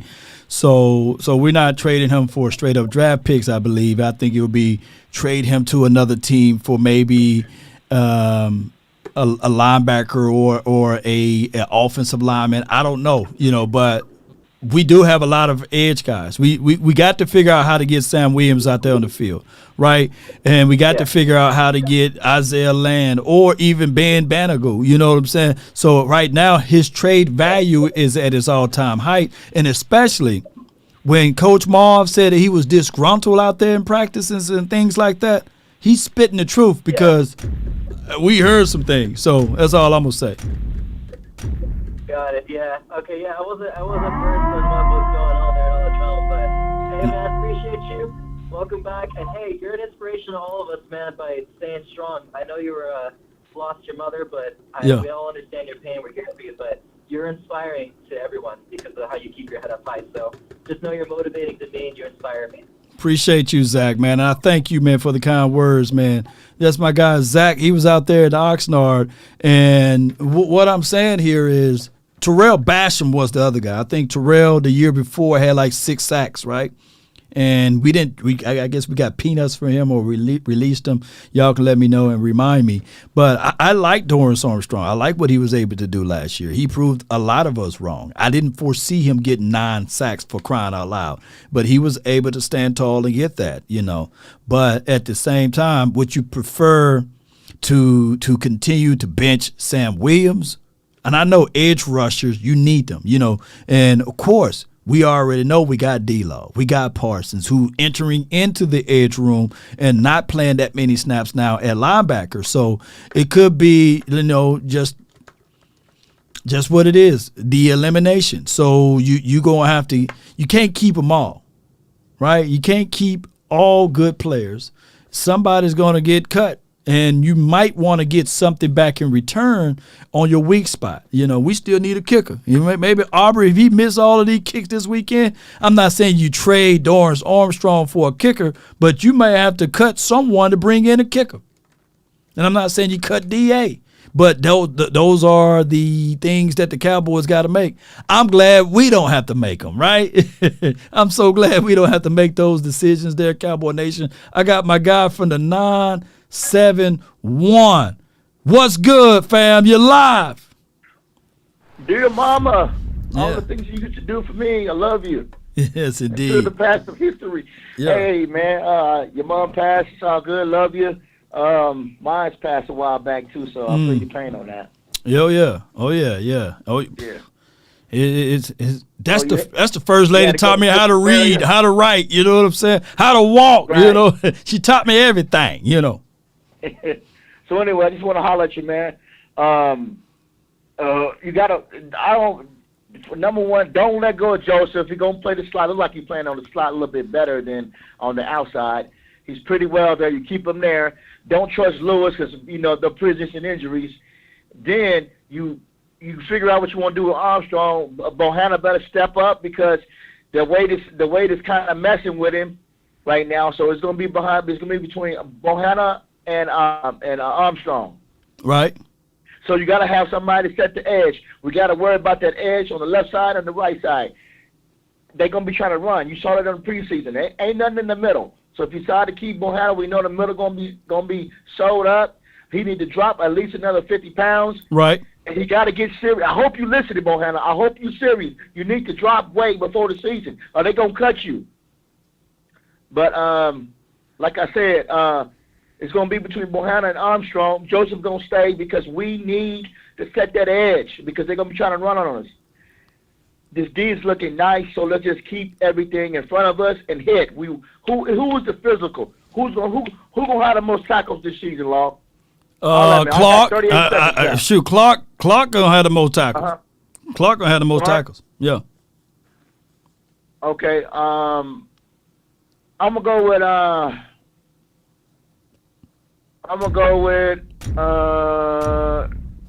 want to say Joseph, but who I'm gonna go with? I'm gonna go with Parson. I'm gonna bet you we're doing a little side bet on that. But I love you. Yes, indeed, man. Brookhaven in the house. We always beating up on Natchez. I forgot where we from. No, man, we Adams County, man. 5A deep, baby. Y'all ain't beating up on Natchez, man. What y'all 3A, 4A, man? We run through y'all, man. Y'all, McComb and Brookhaven, y'all was all homecoming game, man. Shoot, y'all homecoming teams, man. Come on, man. You know good. You knew that before you got that out of your mouth, man. Come on, bro. That was Brookhaven. I can't, man. Hey, bro, come on now, dog. Appreciate you, JP, man. That's my guy. Yes, indeed. He knew, man. We played them boys. They was all doggone homecoming game. You know what I'm saying? We just wake up in the second and third quarter and say, all right, let's go and play some real football now. Come on, man. What's wrong with him? Clark is going to be the leading tackler, by the way. Ladies and gentlemen, y'all know how that goes. Y'all definitely know how that goes. And he's going to be the leading tackler. Unfortunately, for those who don't believe it, but that's just how it goes, Cowboy Nation. Let me see, make sure I got my things together. Yes, indeed, man. This episode was great. Let me see if I can find all of the super chats or what have you. And I thank y'all so much for your love and support for the nation and keeping things in the right perspectives for this particular team. Keep this in mind. Win, lose, or draw, we right here, baby. We ain't folding up like a wallet nor a lawn chair at all. And that's just what it is. Shout out to your Ocean Springs, but we shutting it down, man. Ocean Springs called in. But y'all know, man, this Natchez NTZ in the house, man. Y'all know how it goes. 5A, we used to take over, but it's been over 20 years, man, since I've been there. Over 20, been a long time, man. Let me read this right here. Shout out to you, Richard Coleman. Thank you for your support. He says, hey, Law, put Deuce in the bubble wrap until week 1. I can see that. But I still got to evaluate the kid. I still got to see more, right? I need to see him with the first team unit, at least on that offensive line. Lord Nova 85 says we got the best DBs in football, Law. And let me say this, Lord Nova, I thank you for your support, but he ain't lying. Yes, indeed. And we got V with the $5 super chat says no Kellen Moore, Schultz, Zeke. It's Super Bowl or bust. That's a lot of pressure, baby. But yeah, man, let's go to the Super Bowl. Let's say it, man. Thou shall decree a thing and it shall be established. So I agree with you, V. It's Super Bowl or bust because regardless, that's how it always be, right? Dave Campo year, Super Bowl or bust. Super Bowl or bust. Jason Garrett was here for 13 years collectively. Super Bowl or bust. So ain't nothing going to change around here as far as that notion, right? So it still will be Super Bowl or bust. We will always be measured, right? We will always be, hey, we've been lacking for 27 years, y'all. And still the only team in the NFC East that's close to us, the Giants. Everybody else, they still got a ways to go.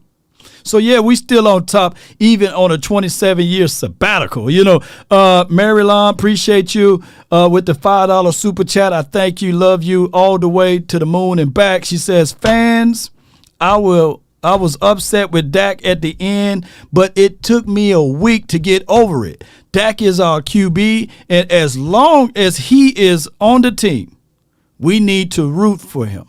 We need to support the brother, right? We need to be there for the guy. I feel you. And Verdi, I thank you. I know you're over there representing on the Facebook, but the Facebook don't show me all of the things that people who give stars or what have you. But I really appreciate those who give the stars, man. Y'all are not missed at all. I really appreciate y'all so much for your love. And as long as you're doing it for the love, everything else will fit right on in, Cowboy Nation.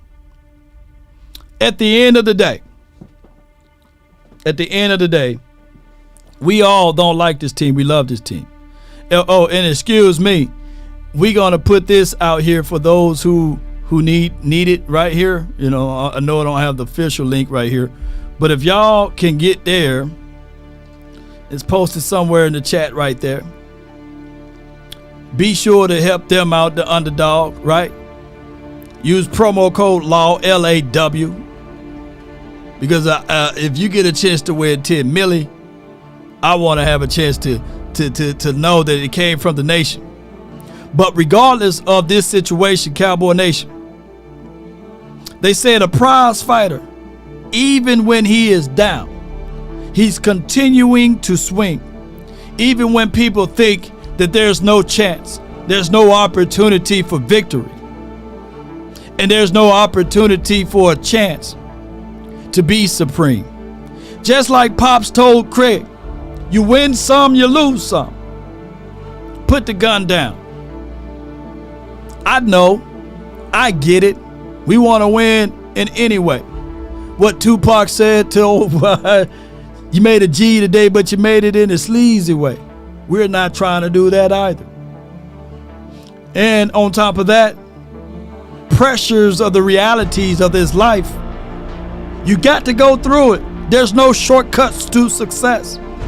Many of people think that pressure, pleasure, and pain, like we stuck in this game, holler my name, we all gonna die, we bleed through similar veins. You think that you can go through life without pain, without pressure. But those things that's built without that are not real or not valuable. You see, in order to see that ruby, it went through something. In order to see those diamonds or gold, it went through something. I come here to tell you, A. Hardy, C. Los, and C. Clark, Ghostface Gaming, you guys are something because you went through something. The pressure. Where are my allies? Where are the people that got my back too, right? I need to know if we finna go fight, who's with Law, who's ready to pick them up, regardless of whether or not we see from the same lens. Write these things down, baby. If you want a thing bad enough to go out there and fight for it, to work day and night, to give up your time, your peace, and your sleep. If all of your desires of it makes you quite bad enough that you don't get tired, and it makes you all hold everything tawdry and cheap, if life itself seems empty and useless without it, and all that you scheme and dream, oh yes, and dream is about it. If you will gladly go out there and sweat for it, fret for it, plan for it, and lose all terror of your mind, if you would simply, just simply go after the thing you want with all of your capacity, strength and scarcity, with faith, hope, and confidence and stirred pertinacity. If neither cold, poverty, or famine, or fame, or sickness of your body or brain can turn you away from the thing you want, if dogged and grim and besieged and beset with the help of Almighty, you will get it, Cowboy Nation. And anyone that's listening, let's continue to grind and let's continue to fight for what we believe in. Let's not fold up like a wallet nor a lawn chair. Let's fight through it, baby. Play through the echoes of the whistle. There's somebody that needs to hear this message right now. There's somebody that's trying to make the team on the collegiate level or the high school level or the middle school level that thought to themselves that that extra rep didn't help, but it did. It's the pain. That pain is the weakness that's leaving from your body. Don't be shamed because you didn't make the team. There's always an opportunity that they may call you back. I think Michael Jordan in one of those documentaries didn't make the team. So he worked harder. He got stronger and better because he didn't want to fold up like a wallet or a lawn chair. There's somebody that didn't get the job for that doggone career that they thought that they wanted. Hell, they paying UPS workers $160,000 now. You know what I'm saying? Shoot, you thought being a nurse was making you money. Shoot, drop those packages off. There's always one way or another. Don't think that just because where you are at, that's the end time. There's people right now that's cleaning streets making $100,000. There's somebody with an ideal right now that they want to answer services for your phone. Do it. Utilize your skill sets. Utilize what God got for you. Don't try to be like everyone else because you are uniquely created to fit this multiverse. Let's go, Cowboy Nation. That's my time. Let's get on up out of here. Come on, baby. Where my damn button there? Come on, man. Come on. There we go. Damn. Let's go. Let's go. Give me my theme music. Yeah. Come on.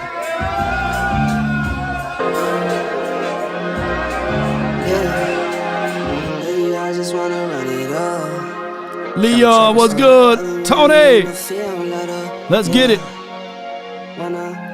So over it, Verde, appreciate you. Do me a huge favor. Hit that like, share this content, subscribe, join the notification squad, join the movement, new media, baby. Join the ride because when I get on top, which we are, you know, we getting there. I want to remember all of you all. Hey.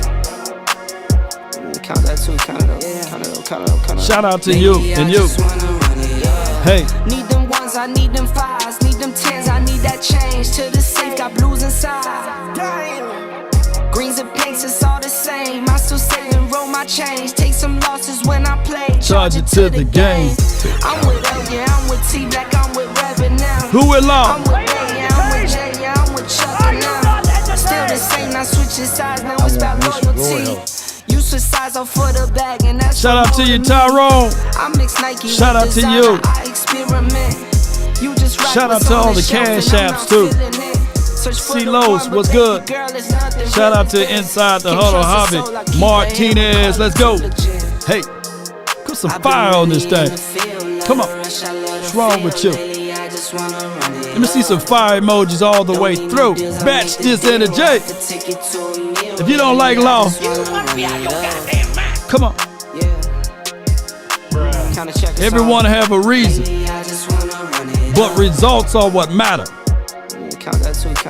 And the results say you're listening to nothing but the best. Hey. Hey, shout out to you, Nick. Appreciate you. I be on roll along. Hey, come on. Come on. One more time for your mind. Oh, snap. We got some breaking news. We answered. I talked stuff. I thought we had it. But it goes to show you who's a better team. And I'm sticking Cowboys. What? You're crying. I'm hurt. He hurt. I love my Eagles. I don't believe it. You gonna flap the hat one more time for the Eagles for the hard fight you did? Let's go, Birds fly, Eagles fly. Still Super Bowl champs now. Shame. Shame. Oh my God. Shame. Oh my gosh, man, come on, man. It's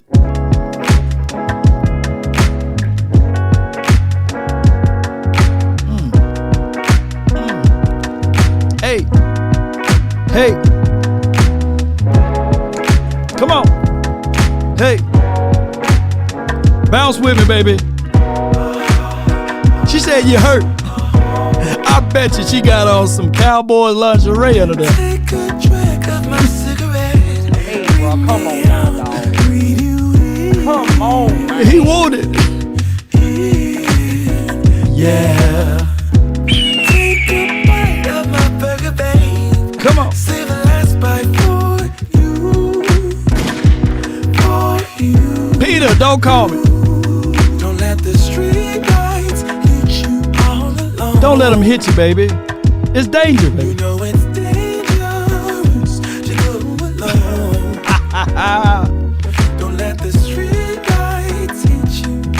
Can I be your player too? I'll follow.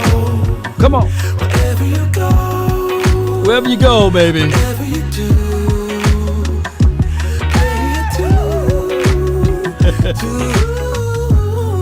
What tells you? The cocaine's happening. When does that crack come?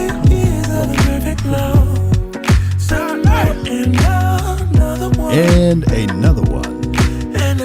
Some fire. Let me see some more fire in this thing. Come on. Shout out to you again, Ghostface. Divin, let's go. You're right. The Eagles not making the playoffs. All alone. Come on. You know it's dangerous to go alone. Don't let the street lights hit you. Can I be your Hey, Hardy. What's good? I follow. Come on, baby. whatever you do? Dak Owens, Filthy. Greg Taylor. Let's get it. Watch this note, man. This note right here. This note right here. Paper crane can fly. Let's go, man. Then forever doesn't feel that far. So far, so far. If a paper crane can fly, Willie. then forever doesn't feel that far. Mary Law, let's go. So far, so far. Patrice. Watch this note. Come on, y'all hit it. Where my altos at? Fly on, fly on, fly on, Thomas. fly on. Yeah, that note right there. I'm gonna hit it next time, though. You know, I'm gonna let those boys shine with that note. Y'all know how it goes. Let me see some more fire on my way out, baby. Come on, Jerry. Damn actor, yeah. Nothing's working. Okay, Jerry, we're gonna get on up out of here. I just have to follow that because you don't know.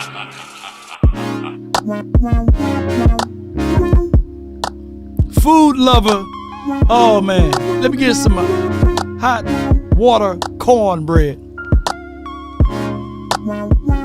Some cabbage.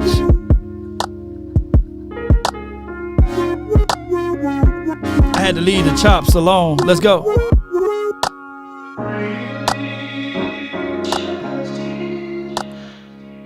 But I love some fish.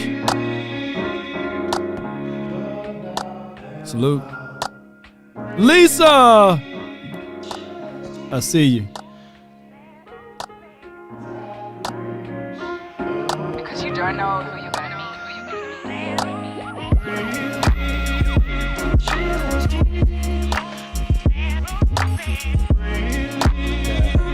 I want me some glory hole.